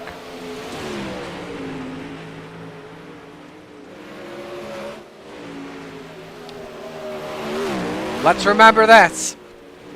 York was quickest in qualifying. Morano was 2nd. So that gave York the inside line and Morano the outside line at the start of this one. But York is starting to run out of time. Gap is at 0.7 of a second. And we got 7 laps of racing to go. Chapman wanting more spots. This is the race for P3. On Steven Fernberg. Boy, no disrespect to my buddy Zach Chapman, my booth buddy. But I haven't talked with Steven Fernberg in ages. Would love to see the 29 get on the podium. And he's 2nd in points coming in.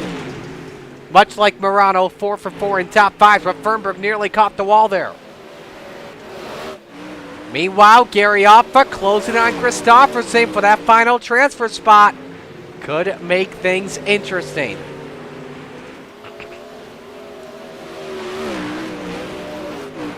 The Magic Ant-Man still leading, just put a lap on Gary Taylor. 4 laps to go.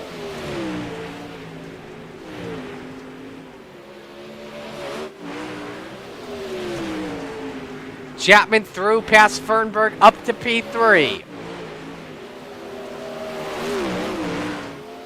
And now 3 more laps for the Magic Ant-Man. He's got a straightaway length lead just about on Teddy York. The afterburners have already been turned on by the number 32. 2 sticks are in the air, 2 laps to go.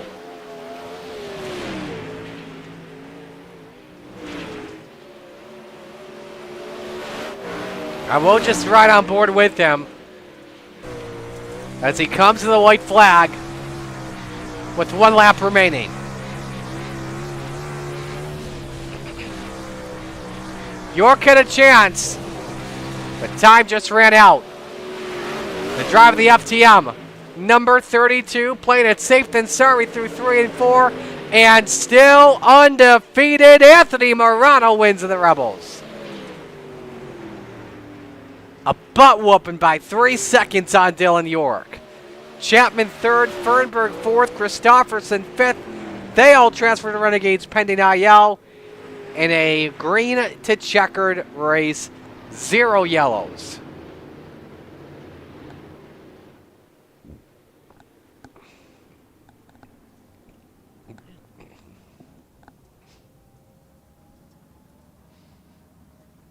A look at the results here from this evening.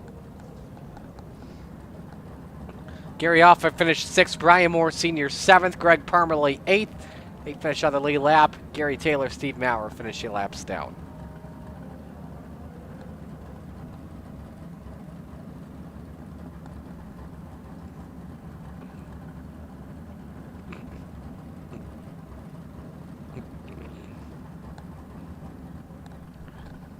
So waiting for the top 3 to come in.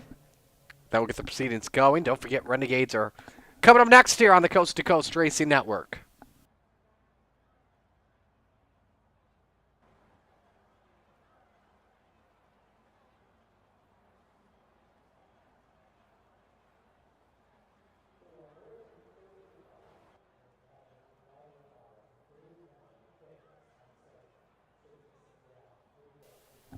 And it looks like we've got all 3 in. So let's begin and talk with Zach Chapman, who had a great car from 7th to 3rd. First off, Zach, I got to ask, what the hell happened before your heat race?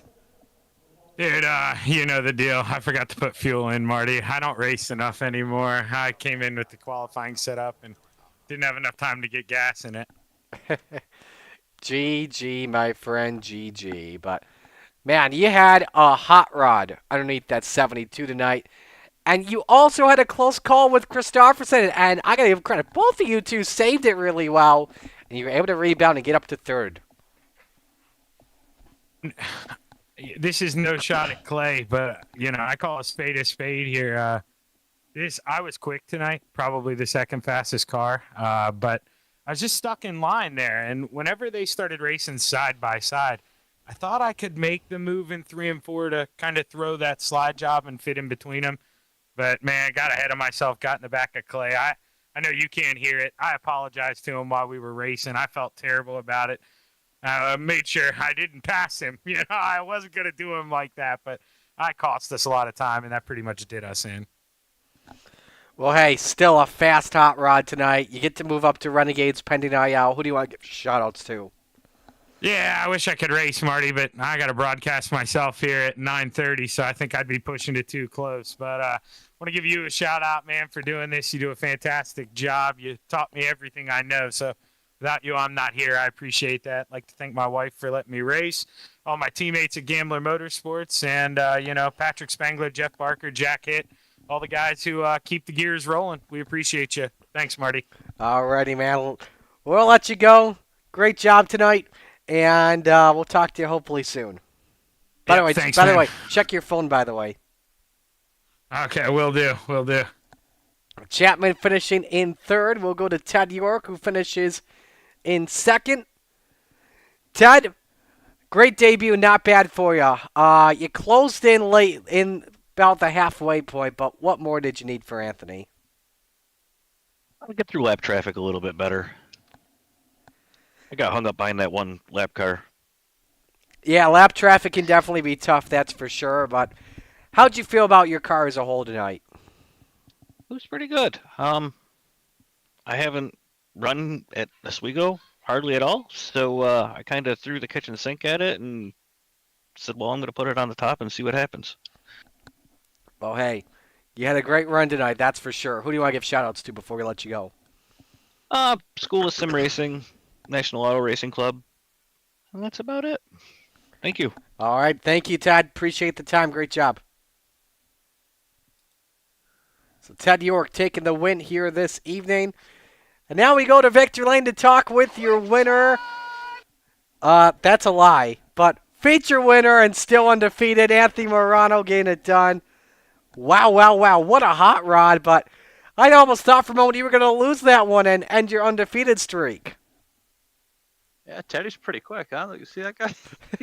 He was all in the mail there.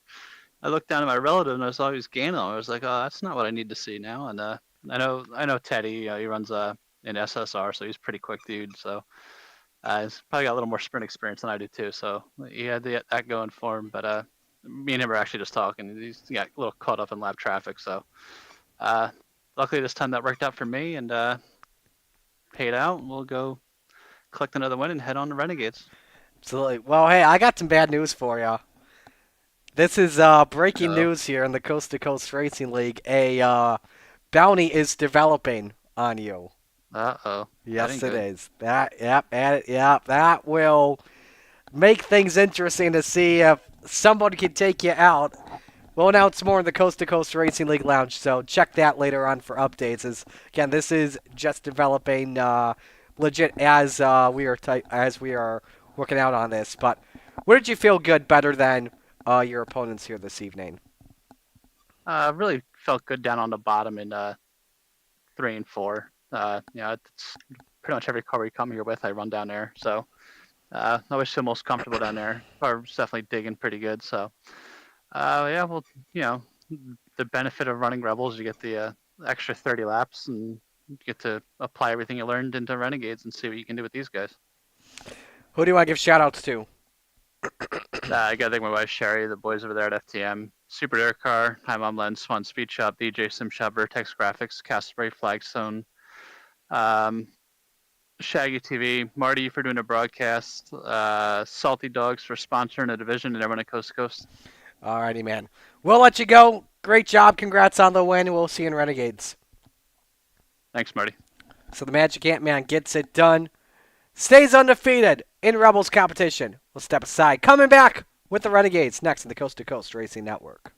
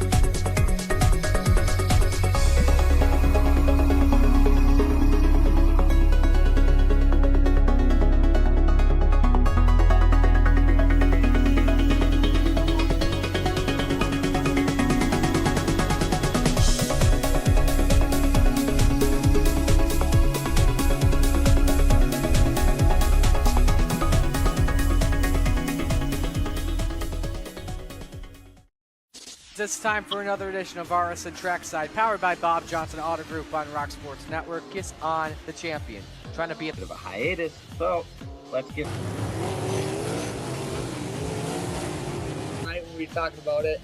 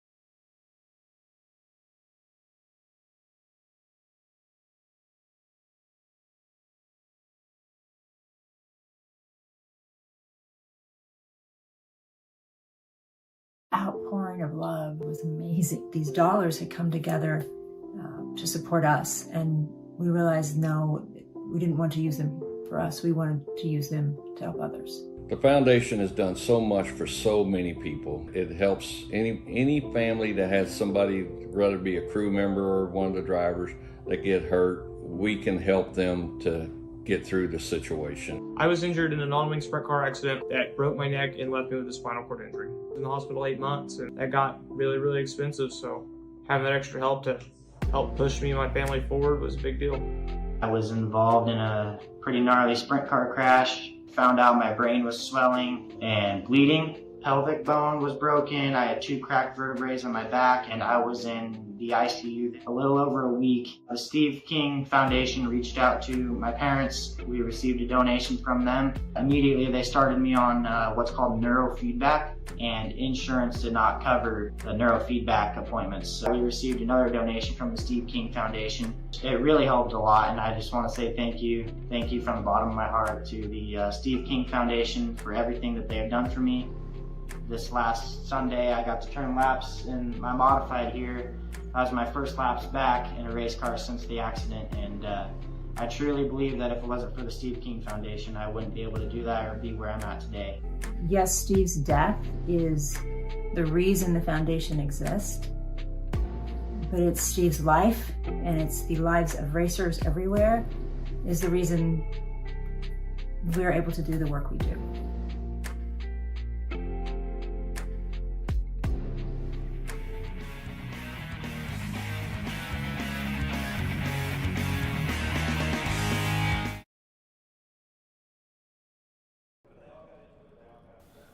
Welcome back to Oswego Speedway here on the Coast to Coast Racing Network as we get ready to go for Renegades action here at the Oswego Speedway. Renegades brought to you by Flatline Racing Bodies.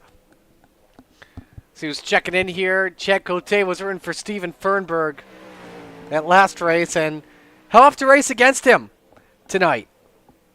Sorry there, Chad. I'm kidding. Let's see, what else do we got here? Next week, by the way, should mention this, Coast to Coast Racing League is at Lernerville, starting at 7 o'clock with open 358s, followed by Rebels and Renegades. And, again, we just mentioned when we were talking with Anthony Morano, we did have a developing story that a bounty was being placed on him for the Rebels. We'll explain more in the Coast to Coast Racing League Lounge in our Facebook group later on tonight for more details. And we hope that we get a big count of Rebels for next week. Alrighty, here we go. Qualifying is now underway. First driver we'll watch on the racetrack. We'll see who pops out first. We'll watch the Spider Monkey, Brandon Dittmer in the 83, come out first.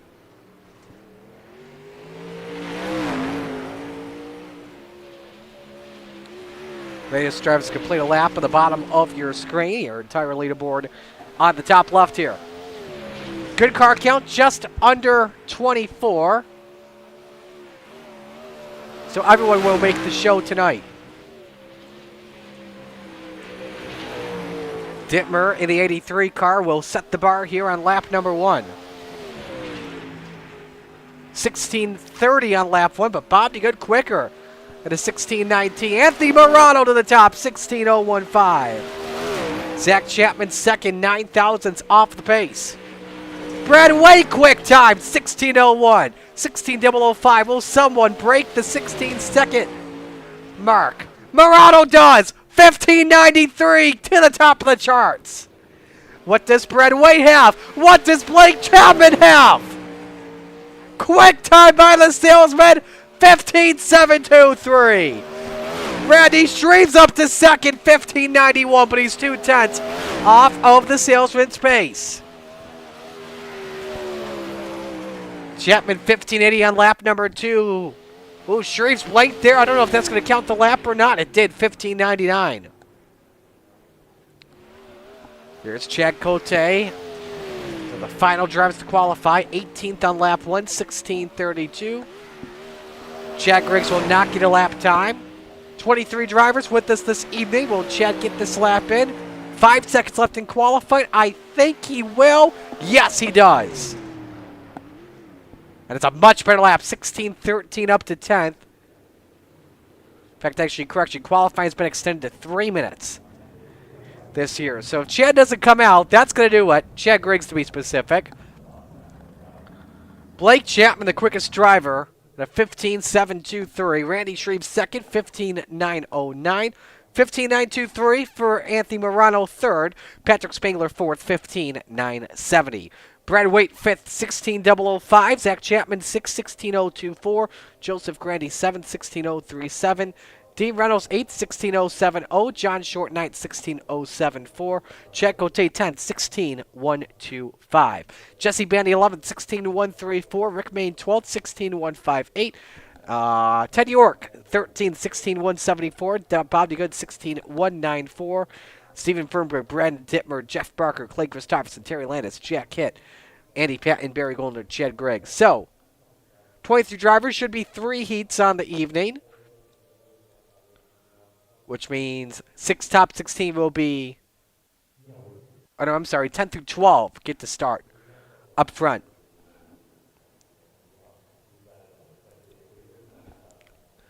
Heat 1. Brought to you by our friends at Gambler Motorsports. Here's a look at the starting lineup. Everyone makes the show. Winner starts on the pole. The Goose on the pole, Chad Cote in car number 11. Next to him, it's Joseph Grandy, 100 grand in the 518. Row number 2, the high side banger, Patrick Spangler in car 39. To his outside, the salesman, Blake Chapman in the 20. Row number 3, Ted York in the 009. And next to him, the Spider Monkey, Brandon Dittmer in the 83. Final row gives you the Desert Demon, Terry Landis, the 161, and Barry Goldner in car 36.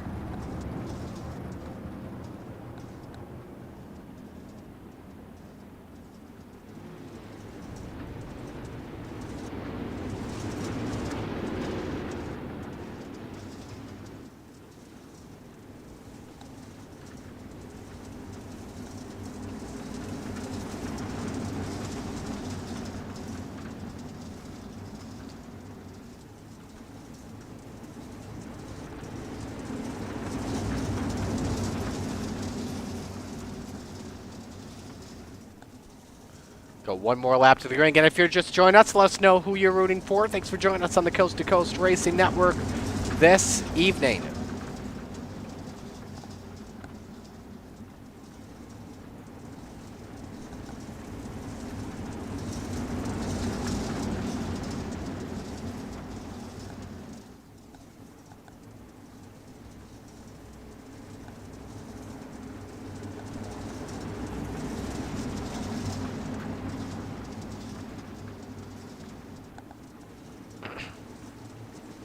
couple of drivers did not make the call to grid.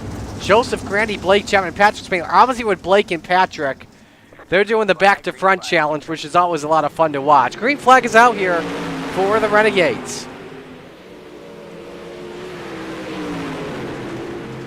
Good jump by Brandon Dittmer off of turn number 2. Off the pace, Barry Goldner in the 36. He drops back to 5th. The Goose taking a peek underneath. Actually, Dittmer taking a peek up top for the race lead as Chantley's lap 1. But look at the Spider Monkey who started back in 6th. Thanks to a couple of drivers not making it, he was able to start around 2nd or 4th or so. The Goose, though, trying to fight back in the 11. Good hard racing for the race lead early on. Remember, this is for pole position tonight.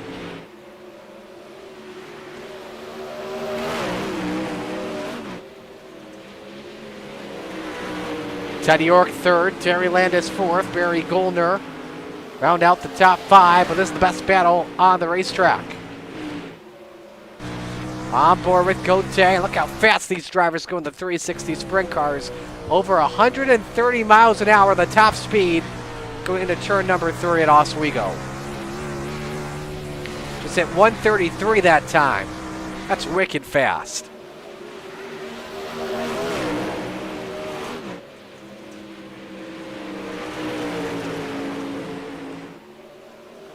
Three laps to go. Cote trying to get the draft off of Dittmer for the race lead. The Spider Monkey is trying to use his preferred racing line up top.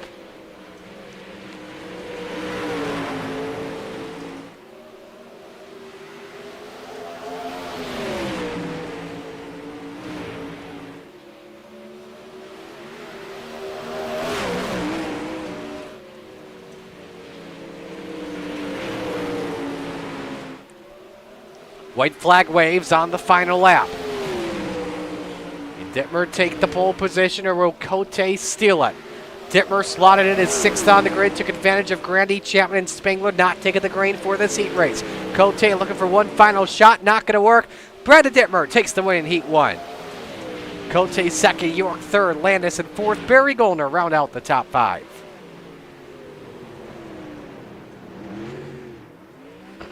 Ooh, Dittmer nearly crashed in those Porta-Johns. It's checking his weight at least.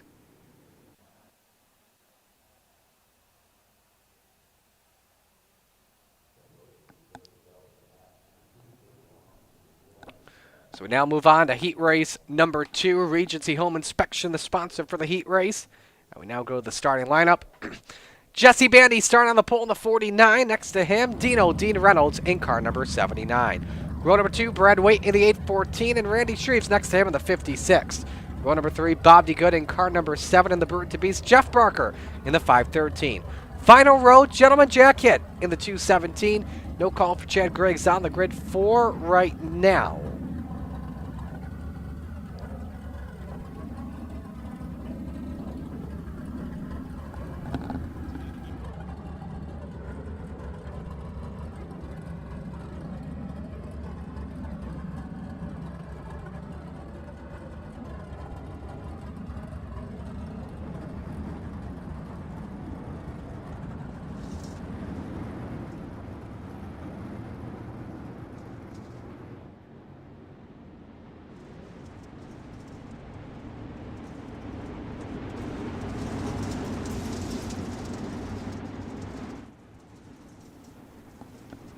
Dino trying to show off his wheelie. Look at that hair. Look at that hair. Hollow enjoying that race as he's rooting for Jack Cote tonight.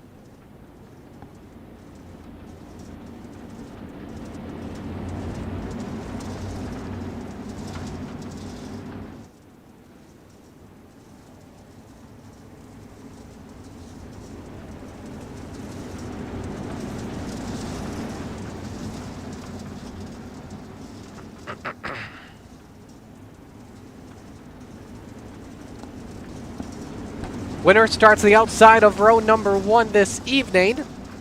Again, everyone makes the show. Car count under 24 this evening.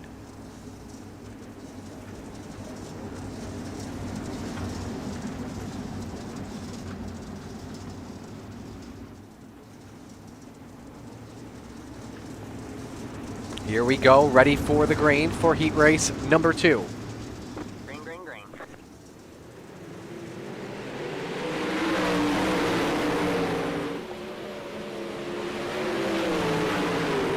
Bandy and Reynolds wheel to wheel off the corner. Dino with the advantage, Shreves in third, Waite in fourth.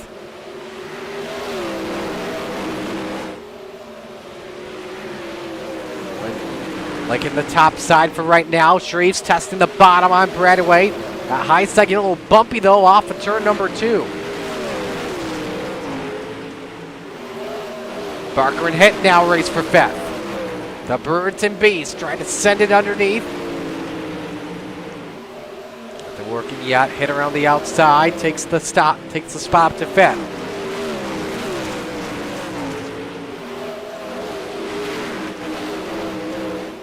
Waite still with company from Randy Shreves on board the 814. You can see how sideways Shreves gets off at turn 2 with that bump.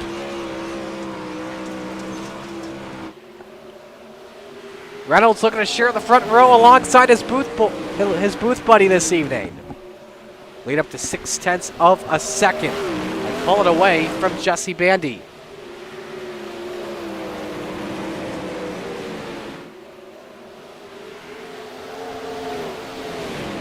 Nobody taking a risk underneath. Drivers like where they are right now. If they pull up to somebody's tail tank, see if they can make the chance out of the closest gap at the moment.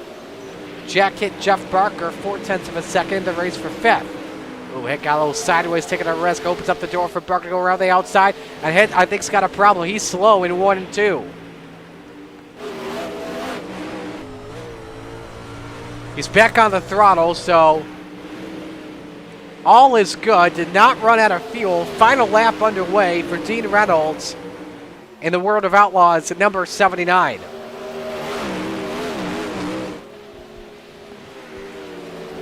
Dino making his way through turns number 3 and 4. Reynolds starts second this evening. Bandy second, Waite third, Shreves fourth, Barker in fifth. Hitt into good, round out the field.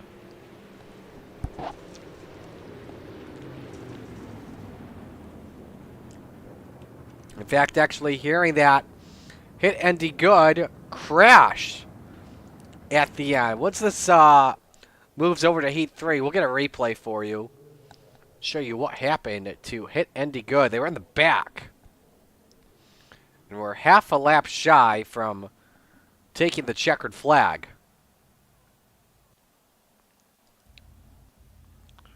So let's pull up the 217. Here's a look. Oh, DeGood ran out of fuel. See how that car was just surging? Both of them, in fact, I think did. Yeah, that's a tough break for both. Cars are rolling off for heat race number 3, brought to you by Maurer Farm Management. Final heat race of the night. Rick Main on the pole in the 187. Next to him, it's John Short in the 51. Row number 2, Shaggy Zach Chapman in the 72. And the Magic Ant-Man Anthony Morano in the 32. Row number 3, Steven Fernberg driving car 29. Next to Pup Clay Christopherson in the 51. Rounded out the grid, the General Andy Patton in the 87.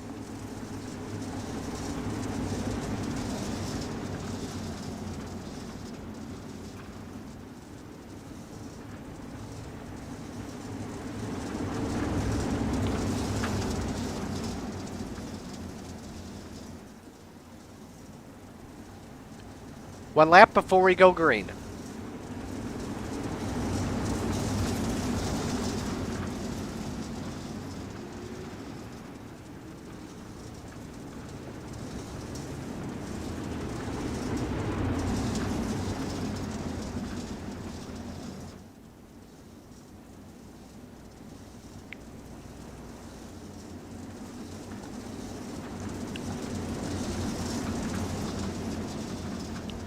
Winner starts inside of row 2, and everyone makes the show this evening.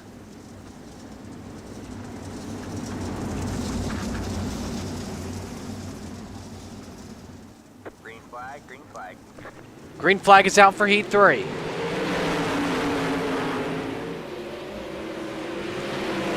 Maine with a great jump. That 187 immediately clears John Shore. But again, turn 2, very bumpy on corner exit. Will be a factor of the feature. Big slider from Shore. He takes out Maine. That short way out of the ballpark. And the top two take each other out. Welcome in Anthony Morano to the lead. Christopherson second. It's an FTM 1-2 at the moment.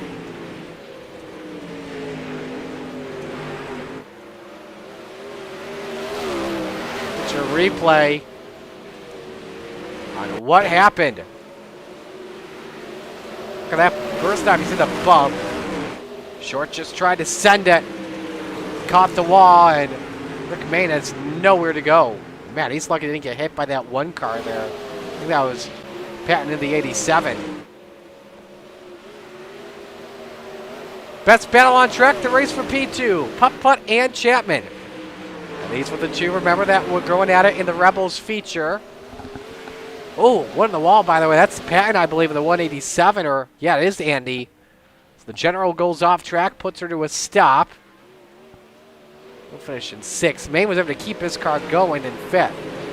Again, remember, it was Chapman who caught Christopherson. Then got really sideways, lost a lot of track time. But they were able to hang on to her. Look at Chapman rip the top. Got the bump, caught the wall there, and nearly got again Christopherson. And I think that bent his right front. It did. Another one bites the dust here in Heat 3. 2 to go, meanwhile, in this heat. We've lost nearly half the field. 2-second lead for Anthony Morano. He's looking to do the double tonight in the sprint cars.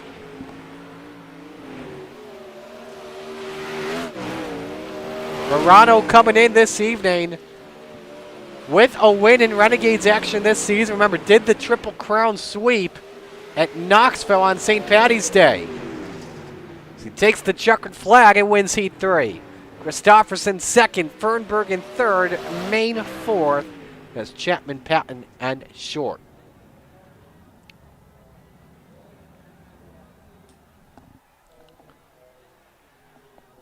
So that'll do it for our preliminary actions tonight. When we come back, feature time at Oswego Speedway and the Coast to Coast Racing Network. Stay with us.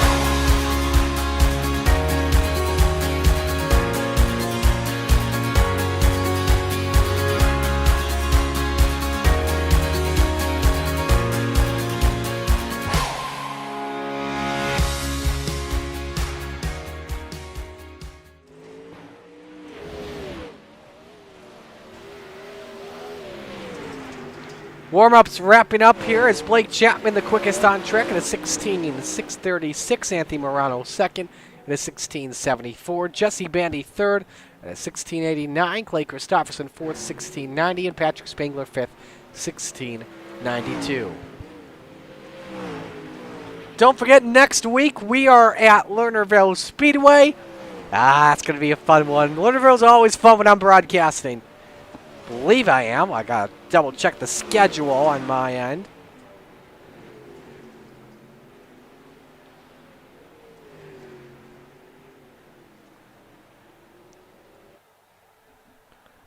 But start time 7 p.m. on the Coast to Coast Racing Network.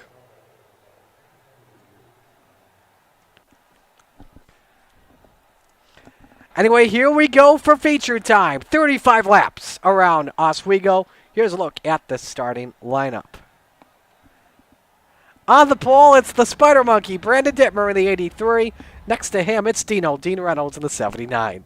Road 2, the Magic Ant-Man, Anthony Morano in the 32. And the Goose, Chet Cote in the 11. Row 3, the Bandy Boat Master, Jesse Bandy in the 49. And Putt Clay Christopherson in the 51. Row 4, Ted York in the 009, and Brad Waite in the 814. Rounding out the top 10, Stephen Fernberg in the 29, and the Desert Demon, Terry Landis in the 161. Row 6, Randy Shreves in the 56, and Rick Main in the 187. Row number 7, Barry Goldner in the 36, and Jeff Barker, the Brewerton Beast, in the 513. Row 8, Shaggy Zach Chapman in the 72, and 100 Grand Joseph Granny in the 518. Row 9, it's Gentleman Jack here in the 217, and the General Andy Patton in the 7.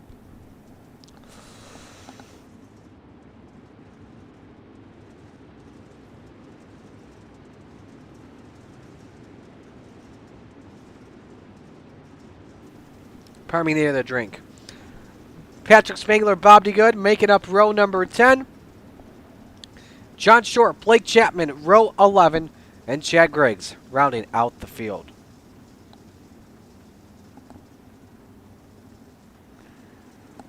Pick to win tonight? I gotta go with Morano in the 32. Just so good this evening. I can't go against him as of right now.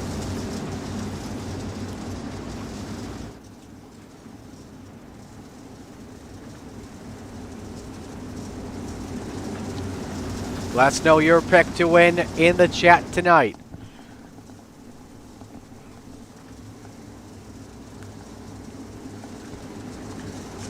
Pace truck is on pit road.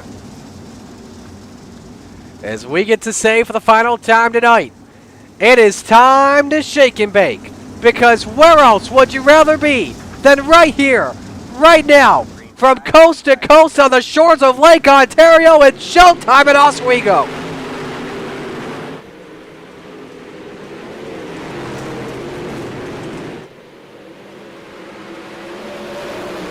Flatline Racing Bodies Green Waves for 35 laps. Dean Reynolds off for turn number 4. Leads the opening lap. Brandon Dittmer in second. Morano third. Cote fourth. Side by side for fifth. Christopherson and Jesse Bandy for the race lead. Dittmer looking underneath. That doesn't work. Dino able to clear, but Dittmer sends it for the top spot. Same with Anthony Morano. Reynolds clears for the lead. Good battle for fourth between Cote and Jesse Bandy. They are wheel to wheel. Christopherson also a part of this one too.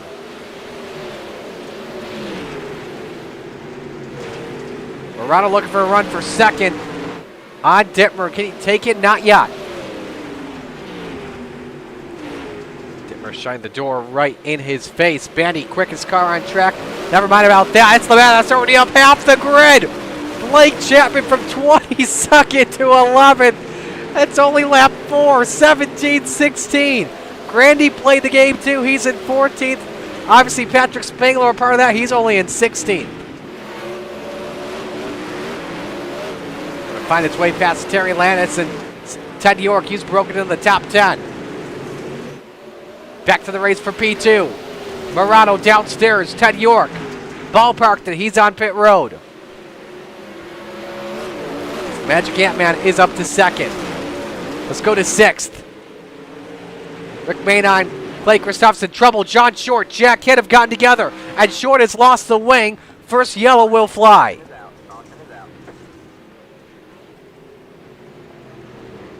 And it looks like Short took a ride. Let's look at the Malcolm's Mills Mill riding replay. Or does this start in front with Short? Hickok catches the wall. Yep, John went over.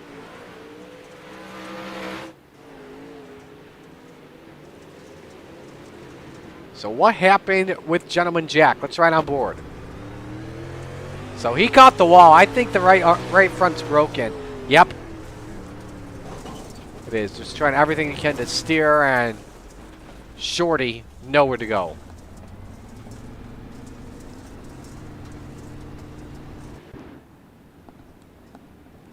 First caution flag flies here on lap number 7.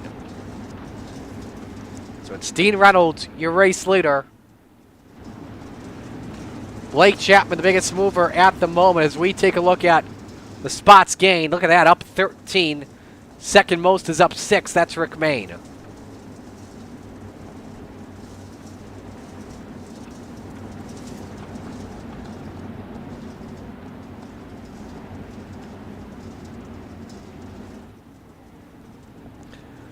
So he told you what's coming up next Monday. Here's what is coming up the rest of the week. Tomorrow night, we got Retread Tuesday. 360s at Fallujah. DW12 at Daytona. Broadcasted by Hollow Second Eye Racing. Doug Burns, good friend of mine. Always likes to roast me about another series when it goes to Texas. If you know, you know. Wednesday night retreads at I-55 at 7 o'clock on Shaggy TV. Then we got Thursday Night Thunder at Kokomo, small block and big block, brought to you by FFTV at 7. That's Pro Elite Models on Shaggy TV after that. The next week, obviously, we are at Lunarville at 7 p.m. Double file, ready to come back to green for the restart. FTM front row. And Dean Reynolds and Anthony Morano. 79 car selects the bottom here for this restart.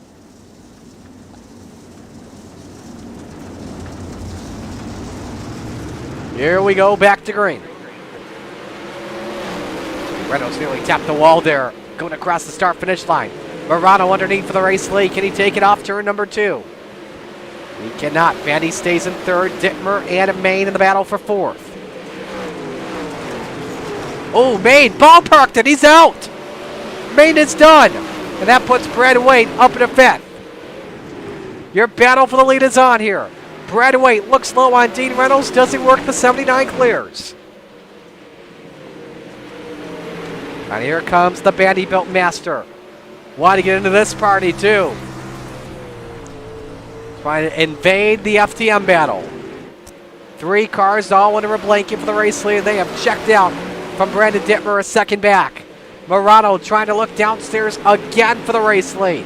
And Dean is approaching some lap traffic. Jack Hitt, who just came out of the pits after repairing his car. Remember, had the right front and left front all damaged from the accident with John Short. Oh no, Dino biked in a turn 4, and now he's gone! Damn it! I'm sorry, Anthony, that's my booth buddy. And now Morano to the lead as Dean bicycled in turn number 4, and that's been a lot of people. Just bit Randy Shreves and Andy Patton. Trying to play the game, sometimes the game wins.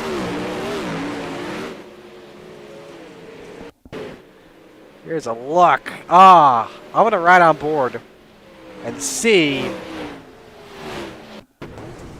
if the lap traffic was a factor. Jack was minding his own business.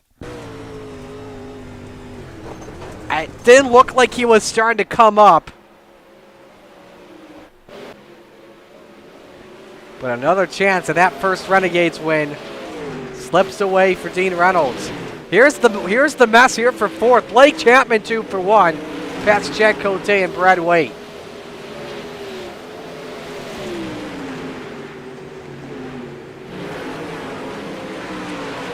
up 18 spots. Grandy, meanwhile, up 9, who also played the game. Patrick Spangler only up 5 and 14.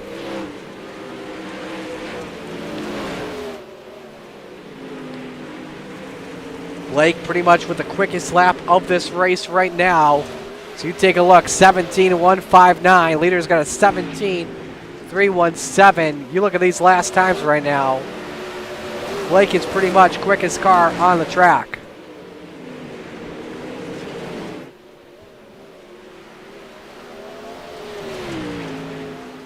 So 13 drivers on the lead lap after so many cars biked out. Spangler just biked out. Same with Fernberg and Zach Chapman. Oswego's not treated the driver's nice here, especially in the Renegades. Need to give this place a mascot, like the Monster Mile or something. Here's Blake Chapman for third. He's on the podium. Now working on Jesse Bandy for second.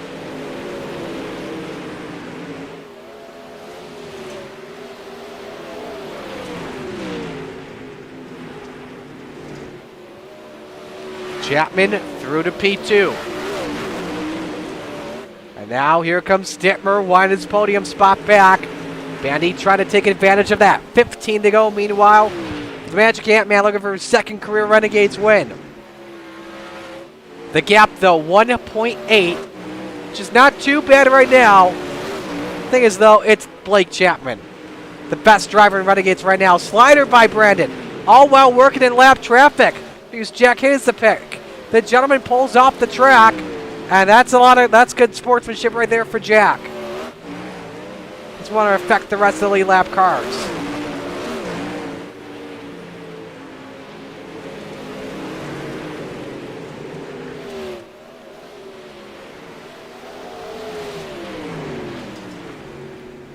Look, some other racing right now. Joseph Grandy and Brad Waite battle for 6th.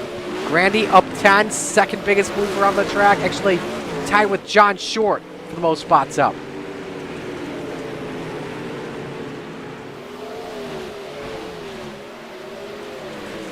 "12 laps to go.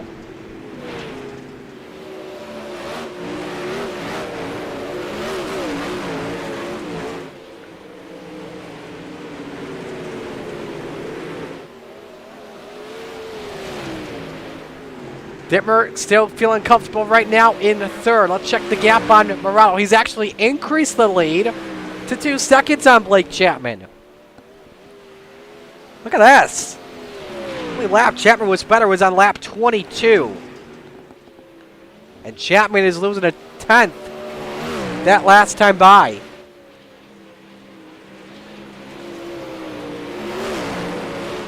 Best race on track now for 4th. Here comes the Goose. Chad Cote having a great night in Renegades right now.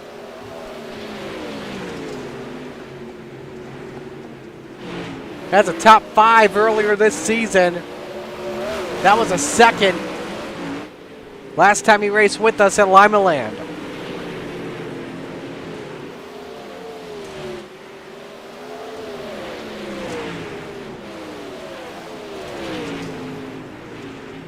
John Short, Clay Christopherson also in a race for 9th. Christopherson's been fading since the start of this one after starting 6th. Lead down to 1 second. Morano biked it. In turn 2, that's not the bump that I was talking about. And Chapman's closing in like Jaws.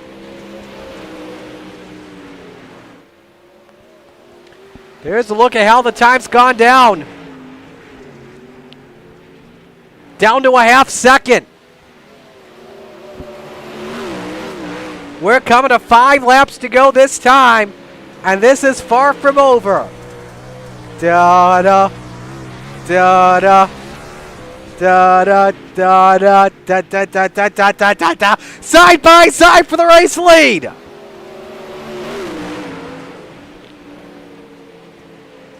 Oh boy, these are going to be the longest 4 laps of Morano's life. Blake Chapman from 22nd up to 2nd. He loves to play this game. I love that game. It's like a handicap at Land of Legends. 4 to go. Morano trying everything to slam the door on Blake Chapman, prevent him from taking this win. It'd be the third on the year for Blake. Here he goes. Morano up on the bumps. Chapman to the race lead. Cross by Morano. Through 3 and 4. Near contact made. Chapman to the point with 2 to go. Now let's look at these last 2 wins for the Salesmen. Both of them have come from 19th position. Last week at Lincoln, 2 weeks ago at Limaland. This one would be all the way from 22nd. The race win. Chapman just keeping her on the baby bottom for right now to play her safe. Morano looking for a Hail Mary, but that gap up to 0.8 of a second. The KSR Galen's number 20, making its way through turns number 3 and 4. 3 in a row for Blake Chapman here at Oswego. And look at that, third is already 6.9 seconds back. Dittmer in third, Grandy fourth, Bandy fifth. In a very unique race here tonight.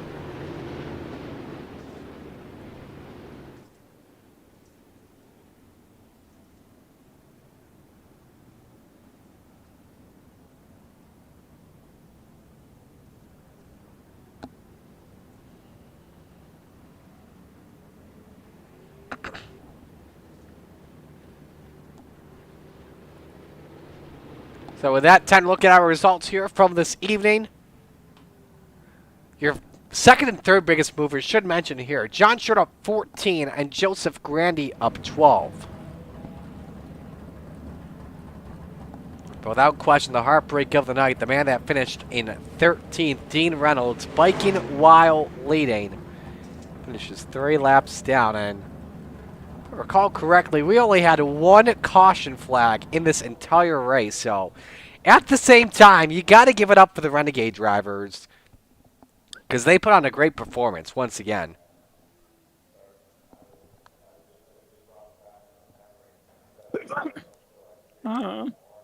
I am hearing voices in my head. No, I'm not Randy Orton. Dino, do you still have a PC after, or a monitor after that? Oh God, yeah. I was on borrowed time up there. It was probably going to happen sooner or later. Hey, you're not alone. There've been a lot of people in the rear tonight. So well, that's why I came back out. I gained 5 spots coming back out. Yeah, nice job though, at least. So, yep. All right, to the podium we go. Let's go to third, and we'll talk with Brandon Dittmer, our fellow booth boy here. Brandon, a nice job. You kept it clean tonight. Walk me through it as a whole. It all started in that heat when second, third, and fourth all bowed out. So I got out of that deal to start. Without that, I would not be up here talking to you guys. It was a rough track. I went through the wall for you. Yeah, Dean went through the wall for me. I was hoping you were gonna win that, Dino. Damn it. Like I said to Marty, I was on borrowed time up there. It was so thin. I could not believe you and me were on the front row to start that thing. I was like, what the heck? That was so cool. World of Outlaws in the front row. But good run, my friend. What'd you run the whole race? I was busy having a beer. I kind of switched up towards the top there. I tried the bottom there at the beginning, but I don't have the finesse like Blake does to run that bottom, so I had to move up. But it was fun. It was treacherous, but it was fun. Well, BD, who do you want to give shout-outs to? You for the broadcast, everybody in the league for the great competition, Training Wheels Racing, Dean, of course, and the World of Outlaws Super Dirt Car Series for the sponsorship on the wrap. I think that's it. I'm probably I forget who did my design. Bowman Designs for the wrap. There we go. Yeah, thank Kelsey. Everyone else thanks Kelsey. Oh, and thank you, Kelsey, for watching. if you are watching, if you don't have Isaac tied down doing something else. And of course, hi Megan. One of us had to be on the podium tonight, so you're welcome. Oh, ouch! I'm standing right here. Well, he did say in our little chat, one of us do have to take out the FTM boys. Oh, hi, Dean. Oh. Alrighty. Brandon, we'll let you go tonight. Great job on the run. Good Thank run, you, brother. Marty. All right, Brandon Dittmer finishing third. To second we go with Anthony Morano.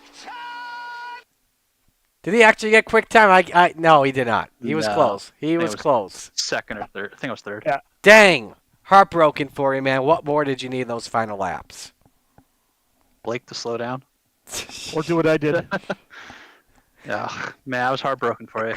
You had me covered running up there. I was like, oh, Dean's got it. He's going, and he's going out of the park. I had good commentary while I was in the Discord too. I go up. See you, bye guys. I was the only thing I was thinking was, man, I hope I don't tag him as I'm going by as he's flipping out of the park.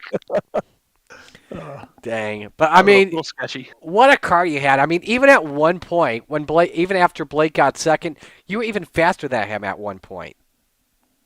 Yeah, I smacked the wall a few times up there by that gate in 2, and it really discombobulated me, and just trying to get myself back into there and calm myself down to hit my marks and let the car do its job and not try to be stupid and keep my foot in it too much.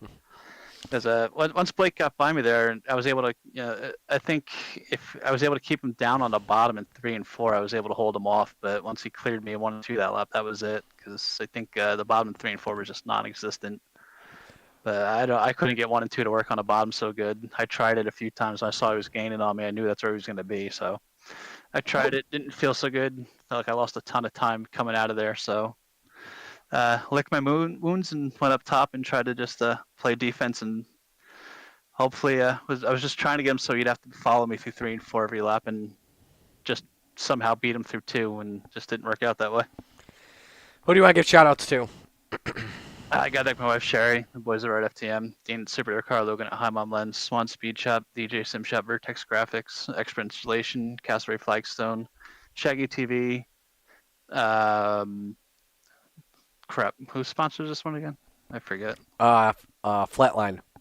Flatline. Big thanks to Flatline for doing the sponsoring, so we can have Marty come out here and broadcast for us and everyone at Coast to Coast. We'll let you go. Great job on the run, and we'll talk to you next week. Good run, brother. Thanks a lot, Marty. See you later, Dino. Thanks, bud. Anthony Morano finishing in second, and now we go to victory lane to talk to your winner, Blake Chapman, third win of the year. CART, 15% off. Continue. But this time he comes from the deepest, 22nd. Man, oh man, how the heck did you do that? Especially in a, sick all week, especially in a long run. Yeah, it was. This was something, Marty. This car was absolutely on rails. I usually don't run the same setup for qualifying and the feature, but after qualifying, I thought it was fast enough that I could just tighten it up a little bit and then go. I think I took a little too much stagger out of it. You couldn't really get to the bottom how I wanted to and set the car up. So I figured out if I hit the top in 3 and 4 and use my momentum off of 4 to get me into turn 1, that it was an absolute rocket ship. I mean, I could pass 2-3 cars at a time. Using that momentum off of 4 and then hitting the bottom in 1 and 2. So that was the key for us. That's how we got around a lot of cars, and we were able to, come all the way from the back, stay out of trouble, and fortunately we had enough laps to track down Anthony there at the end. Did you have any close calls tonight where you nearly biked it? A lot of people were having issues this evening. Not necessarily. I know that top can be really tricky. I really stepped on it last time we were here, actually. I remember that. I think I was running top 5 and got into the wall, so that sucked. But for tonight, I just made sure I was staying out of the wall whenever I was running up top. Had to check up quite a few times there after the restart, starting on the bottom. But other than that, we were able to keep this car out in space pretty good, and no one was really wanting to run down low with me in 1 and 2, which really played to my advantage tonight. Well, next week, we got a good one. Lernerville, hopefully you're not part of the fall-off count. What do you expect going in? Yeah, like you said, hopefully I'm not part of the fall-off count there. But, yeah, there's a lot of cars going to be up top. Maybe we can find a way to sneak around some on the bottom, but it's going to be difficult because it's just such a top-dominant track. But, if the cars get spread out and we can get to throw in some sliders, it should be a lot of fun. All right, everyone quiet. Here comes the most important part. Yeah, yes. Blake, do your job. Do it well. I expect nothing less from you. Oh, of course. Well, first I got to thank the parents for watching. I got to thank all the guys out at KSR, especially Shorty and Terry, for running with me tonight. Got to thank Preston at Epsilon Sprint Rhapsody and AJ Custom Creations. Got to thank Steve at Steve's Custom Golf Clubs. I got to thank Flatline Racing Bodies for the sponsorship. And of course, I got to thank Galen's Gourmet Popcorn. You guys already know they have some very, very delicious popcorn, the best in the entire world. And if you're going to go on and use their website to buy some popcorn, don't forget to use code CART, that's CART at checkout for 15% off some of their very delicious popcorn. And of course, I got to thank you for putting this broadcast on. Salesman, congratulations on the win, but I think we got to give you a new nickname now, Jaws, because every time you were closing in, I was singing the theme song in my head. Yeah, that sounds pretty cool. Alrighty, congratulations, Blake. Thanks, Marty. Thanks, Dean. Alrighty, Blake's got 3 in a row this season in the Renegades. Dino, as we sign off, your final thoughts. Oh, what a fun night. I think Oswego didn't disappoint. Multi-groove and all the events. I passed 13 cars there in the 358s, and but that's because I had room to do it, high, low, and then the sprint cars was a lot of fun until I stepped on something that's not big enough to step on. Well, we get to come back here in a few weeks for Super Dirt Modified Week too. Yeah, You're putting a lot of work into that. Well, we got 13 cars entered, and hopefully we get a nice full field. We had 50 last year. Let's try to top that, but it's for a good cause, Honor House. But I hope everybody enters. The sprint car guys, come on out. Let's have some fun with the modifieds, and we'll do the Super Dirt Modified Week here. We got Marty, we got you, we got Shaggy, we got Robert Hill coming in. We got 3-man booth. It's gonna be great. For those that don't know who Robert Hill is, he is the voice of Mohawk and Cornwall Motor Speedway 2 Super Dirt Car Series tracks. Yes, he is. And I've worked with Robert in the past, a very good friend of mine, not just on iRacing, because I work with him at Maconi, but we have also called some sprint car racing too together at Cornwall too. So we've got a fun broadcast booth, that's for sure, in a couple of weeks. Yep. No, we'll keep on pushing and get more cars signed on, and we'll have some fun. So we will bid adieu here on this Monday evening. Thanks for joining us here on the Coast to Coast Racing Network. On behalf of everyone at C2CRL, all the fine drivers and sponsors, and the entire board. Shout out to Dean Reynolds for joining last minute. Marty Sakala signing off. Congratulations to your winners here this evening. In the Open 358's Mike Brewer, in the Rebels, Anthony Morano, and in the Renegades, Blake